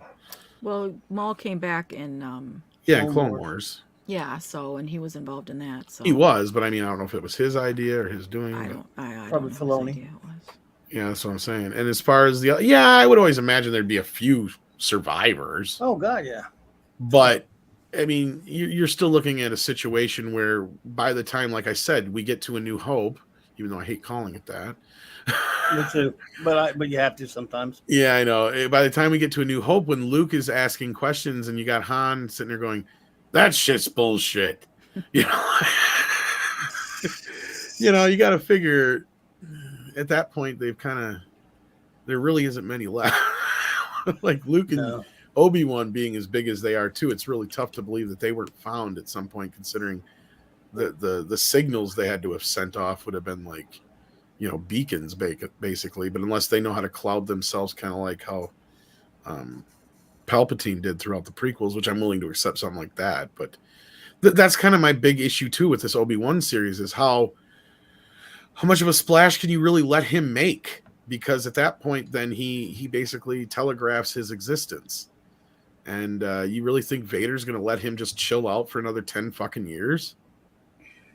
I mean, I don't know if I'm Vader and I'll tell you right now, some dude come in and chopped off my motherfucking legs and arm, and I thought he stole my girlfriend, and then I find out he fucking, the other possible things that happened. Like, I'd be all over that shit. I don't give a fuck. I wouldn't sleep till that fucker's dead if I was Vader. So, Pretty much didn't. That's what I'm saying. Like, and it wouldn't take me 10 years to find him in the same fucking spot he was. Like, I mean, I know a thing with man eyes or two, I will admit that, but damn, man, that's like some Mega Man eyes. Like, yeah, I can't see shit in front of the drawer, but we can find shit in the wild, like, right? Like, we know how to see that shit. We know. But he hates sand. Yeah, but still. Is that the whole thing? You think he went there because he hates sand? I don't know. I'm looking forward. He goes back to his home fucking planet. I'm looking forward to how they're going to put Kenobi and Vader back together with lightsabers drawn.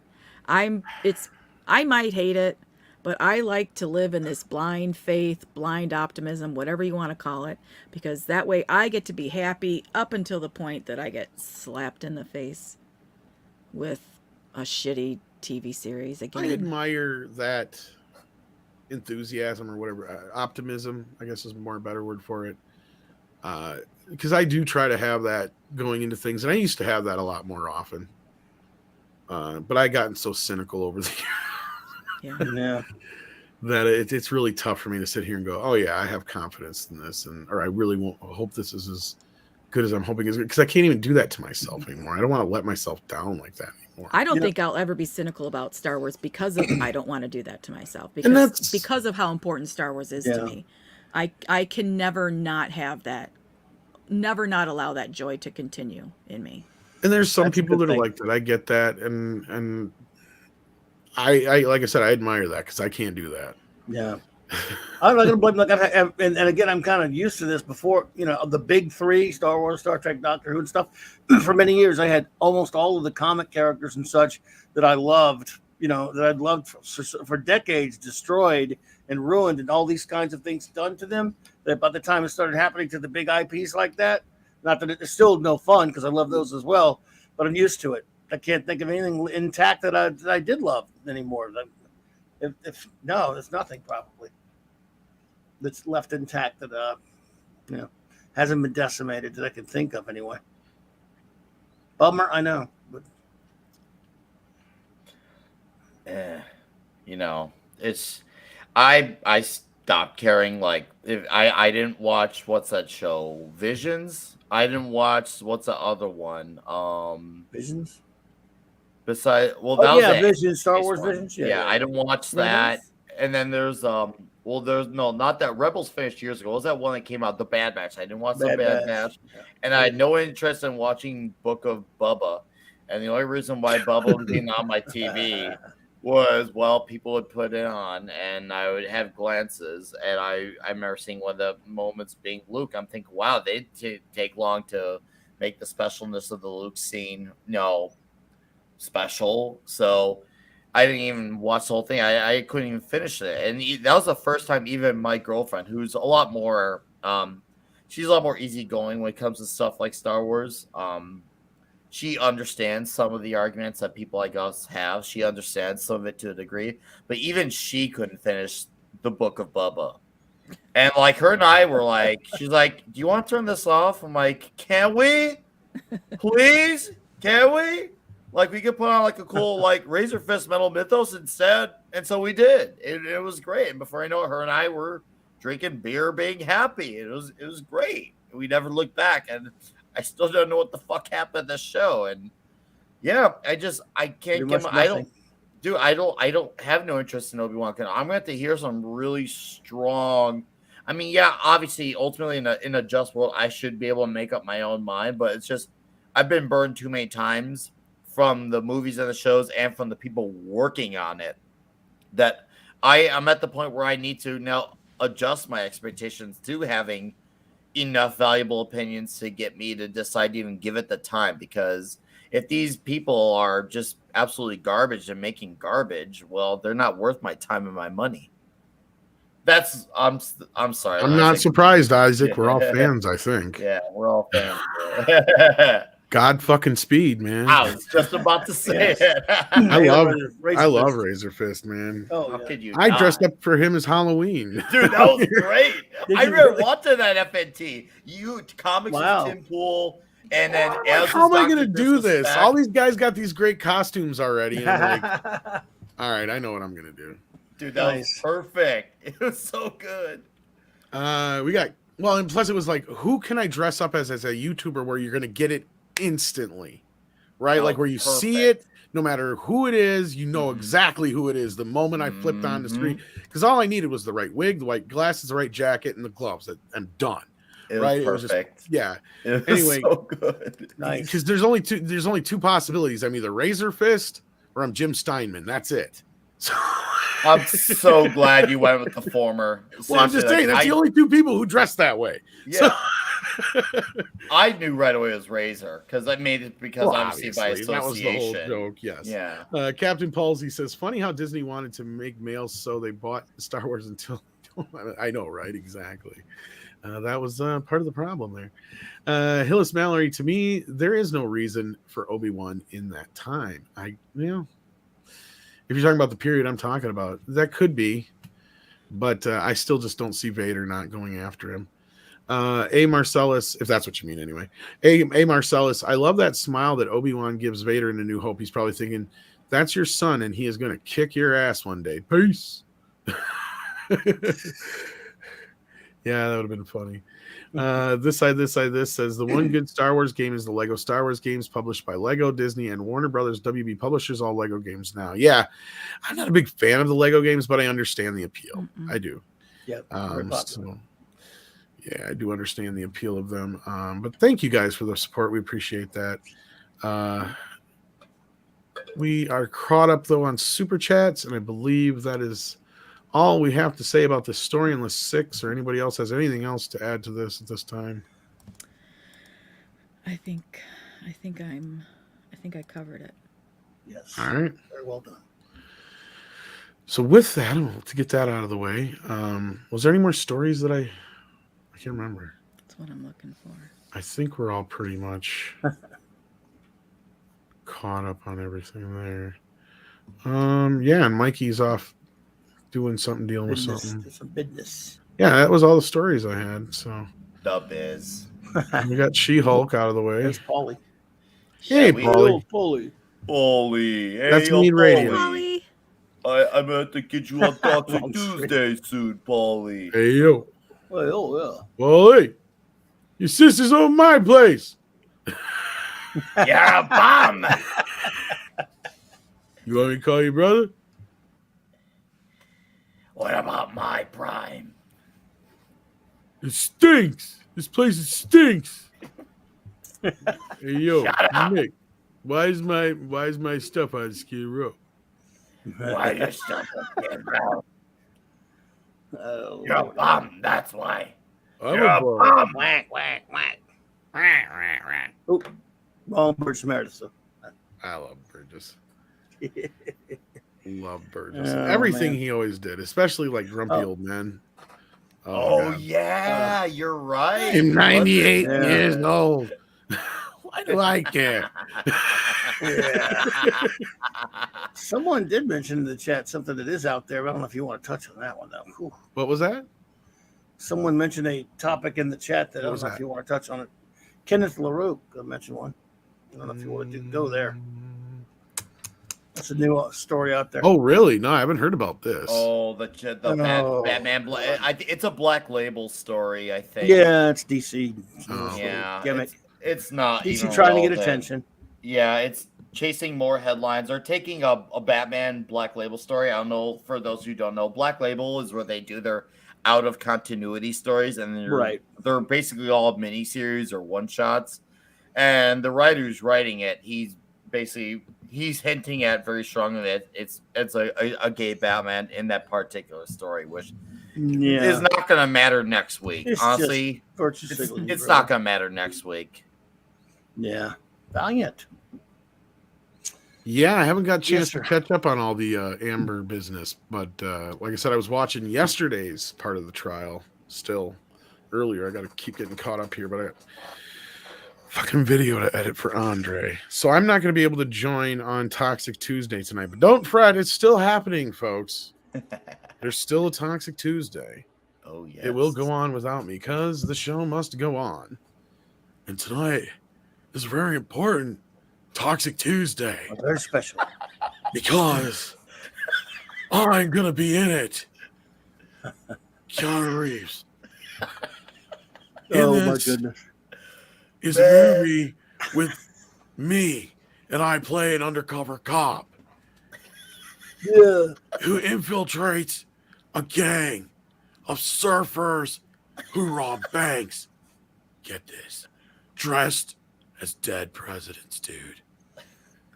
And the gang is called Wicked. the Dead Presidents, man, and they're totally what? radical. I told the producer that'd be a great name for the gang. And you know what he said? Whoa.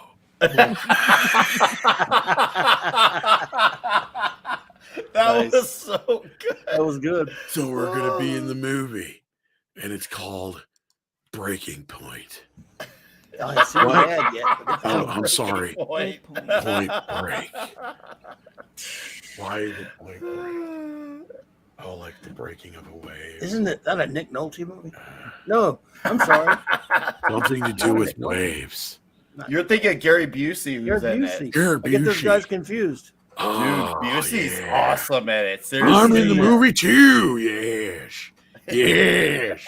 Riff Tracks has me obsessed with it. Come see the movie because the movie's great. In the movie, I'm in it. He was only Keanu Reeves. slightly insane when that one came out, right? And Or was it- Patrick Swayze. Yes, I only Just had half slightly. the head problem then. Right. And I'm Patrick Swayze's in the movie. That man is a beautiful creature. Have you Oh, ever my seen him God. move and dance? He hypnotizes you like a ritual. Oh my goodness! Well, I wish it had Nick Nolte in it. That probably- All I could think was, if I was gay, Patrick Swayze'd be the man. Fuck. Who are you supposed I'd to be Mrs. Patrick Swayze, kids. 100%. I think it's Gary Busey. Gary right? Busey. Is that Colonel Sanders? Gary Busey. Played Go by listen Gary to Gary Busey talk, and you will laugh. Yeah. You will know That was when exactly he was who I am. It was a little less crazy at that Gary point. but he was Busey's crazy. up here. Then you got Nick Nolte down here.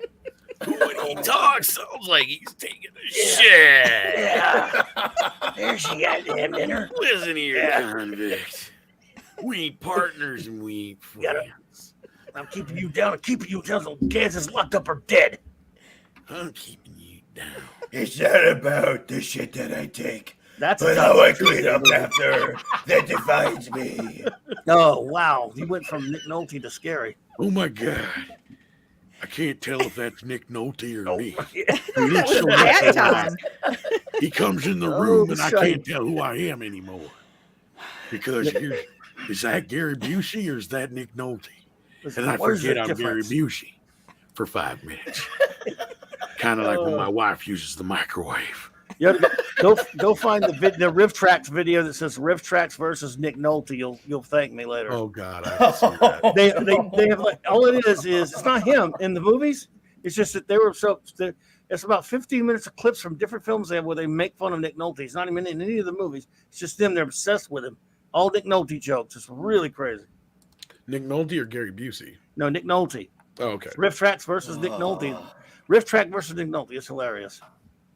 Nick Oh. Nolte is hilarious. My face hurts. It's hilarious too, but Gary Busey's just flat out fucking crazy. Yeah, he's funnier in real life. Like he is fucking crazy, Nuts. crazy.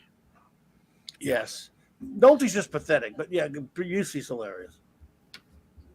Yeah, I've heard some stories about Busey. Not like bad ones. Correct. No, just nutty. Just like, yeah. Not Like, Randy I've- Quaid. Like, but, have you ever, not that far, but have you ever seen that? What the hell was that show? It was a guy, he just, Gary Busey drug him everywhere and he just filmed himself. It's like Me and Gary Busey or Me and Busey or something. I can't remember the name of the show. It was on Comedy Central for a while. Oh, Sadie found her burger. She wants me to throw it. Here you go. All right. What the hell was that called? Somebody in the chat will remember. Yeah, some documentarian just hung out with him and they would do crazy shit. And a lot of that shit that's in that show is a lot of similar shit that I've heard to the stories. Like he's about that crazy. So nice. Yeah. But yeah, poor him. He got into an accident. That's where a lot of his craziness comes from. Yeah, true. Yeah. Did it happen on the set of Big Wednesday? No, I'm just kidding. No, I think it was just a motorcycle accident. Yeah. Or the set of Lethal Weapon. No, he was still not quite crazy. Not quite. Yeah, I think it was after Lethal Weapon though. It was definitely after. Yes. So Or I'm with Bullet. Busey. That's it. Yes, thank you. I'm with you. Okay, yeah. What happened to Gary? No, he's still around. He does shit. Yeah, he's Was it Life with Busey or I'm with Busey? I think it was Life with Busey. Well, what didn't he go on the what's it the Apprentice or something? Oh yeah, he was on there too. And Oh, Meatloaf yeah. and him got into it because Meatloaf accused him of him stealing his fucking paints. I love that bit. And Gary's just like, I didn't do it. I didn't fucking do it, man.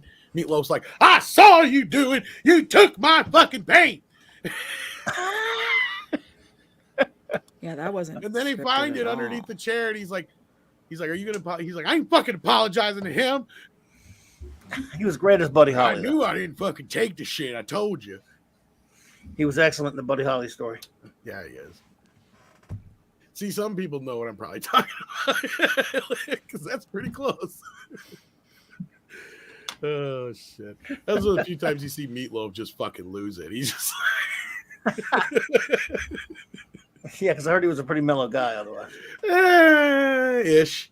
I mean, I've heard he could get that boisterous and loud and and get in arguments and stuff with people. I mean, I've never heard of him being violent or anything. I mean, he'd flip a fucking piano. He's done that before. Because there was that story a couple times where he's flipped pianos. Oh god! Because Because there's the famous one where he Nice. did it to Steinman once, and he's like, okay, now what are we going to do to flip this thing back over so I can get the fucking pedals to work right so we can finish this song?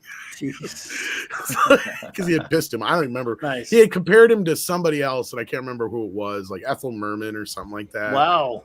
And it pissed him off, and he's like, are you fucking... He come up and he flipped the fucking piano up on its hind. And here's Jim Steinman sitting there with the foot pedals still underneath his feet. So he had busted the foot pedals out of the fucking piano when he'd done it. So I guess they had taped it all back together and shit. And like, yeah, I can't remember what song they were working on, but yeah, I think Steinman compared him to Ethel Merman, and that was it. Because he said there's only one argument we ever got into, and that was it. And I think that story's in that thing I did for MEAD Radio 6, if I'm not mistaken. Oh wow, cool. Oh, that 3-part. Yeah, I think he brings it up there. trivia. I think it was either Heaven Can Wait or something else they were working on, but yeah. Roxanne. Somebody's thinking about 48 hours. Roxanne. That's a Toxic Tuesday film. Have you done 48 hours? 48 yet? hours. Oh, yeah. I plan on it. I have. That will happen. I love that Trust movie. me. That is going to be. Trust me. I have. Beverly Hills I- Cop has saving got to that be one. there sooner or later They too. did- We did did that. Beverly Hills Cop. Did we? Was Oh, I you were there? There, yeah. God, I You gotta were quit there, doing Tom. so many drugs. But yeah, 48 hours. That's right. I remember now. I remember trust we're me. waiting on Beverly Hills Cop 2. That's right. Yeah, we'll get to the sequel as well. No, but we will do 48 hours. Trust me. Just I know. Obviously, we got to get through tonight. Are you trying to hit these vehicles? Or are you like driving with the Force? Oh damn! No, that movie. Oh my god! 48 How you hours is steal so a house? good. You can't steal a house. This is my uncle's house. Another one that I'm holding off on too, but will be inevitable is the Naked Gun, of course. Like, Oh God, yeah. Oh, there you go. yes, that's good. Love it. So don't worry, you gotta keep the toxicity balance out, so that way we get to a very utterly toxic flick. It's like, oh, Well, one of my favorites is coming up here in the near yes. future. Oh yes. Can Oh, we tease it, close. or you want to save it for tonight? We can tease it. Just the tip, though. Just the tip. Well, I'd buy that for $1.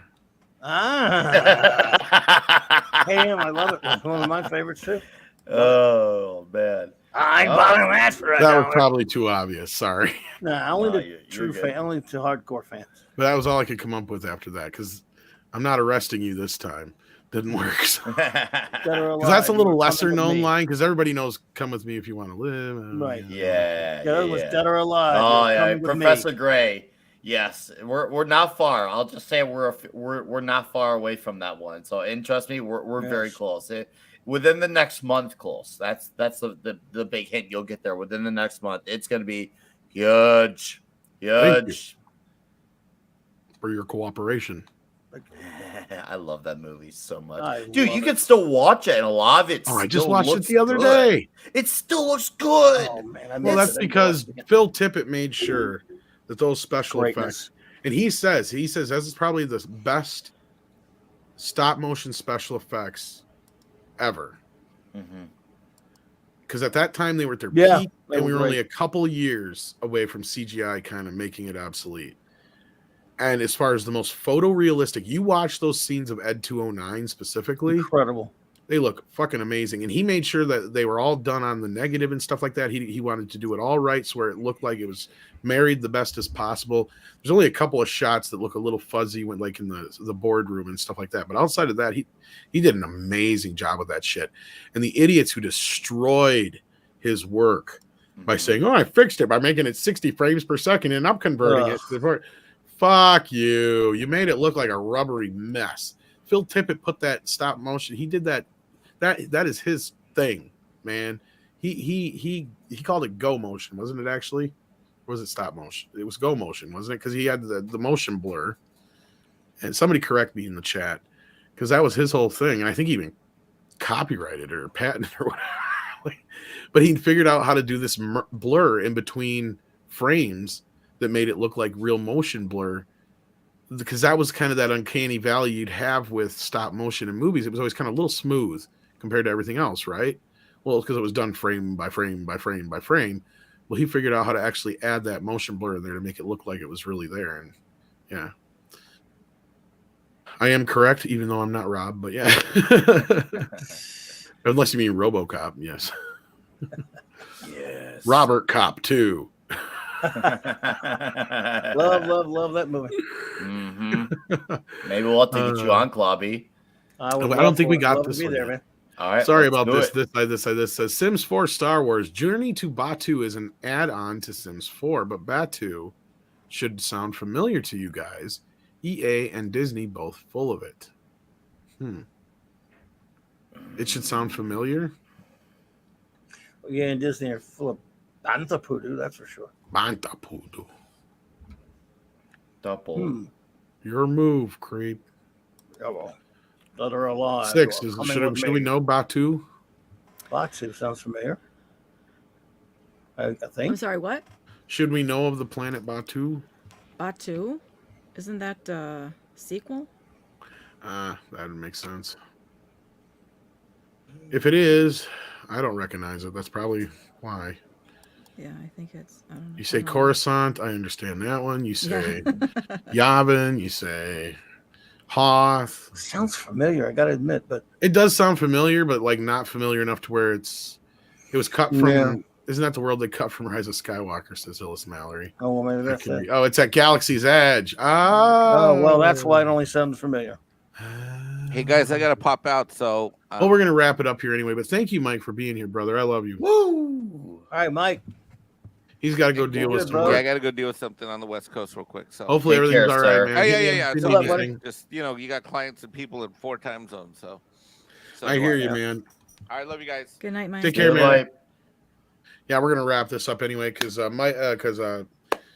Nick's got to get over there to Toxic Tuesday, and we don't want to make you late for that. So let's start there. Nick, tell us a little bit about your channel and Toxic Tuesday and all that business. Absolutely. Tonight, Toxic Tuesday, we'll be talking Point Break. This Friday on the Comic Shop Talk, we'll be talking the many awesome suits on Batman as well. And I've got a few comic book videos coming out this week as well. So I like talking comics and movies on my channel.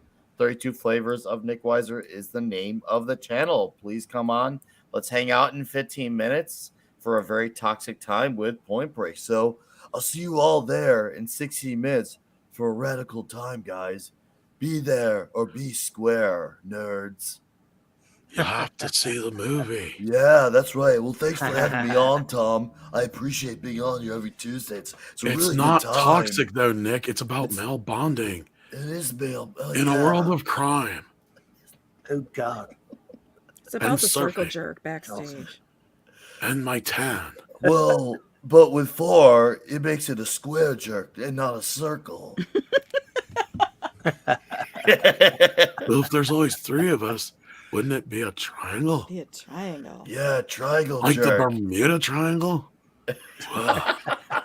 Whoa, Bermuda Triangle jerk.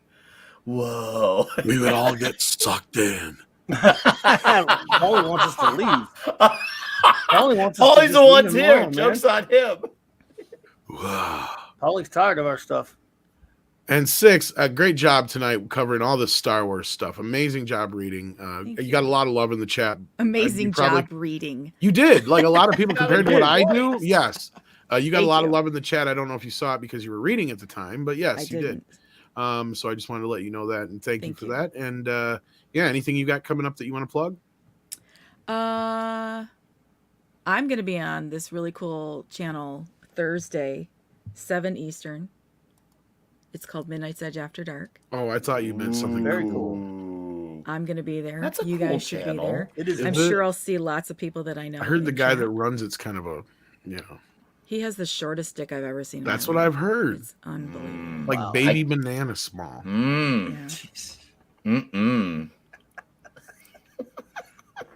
Baby banana. Well, we had baby banana. Well, Nina come on with baby bananas last night. And we called them banana dinklages.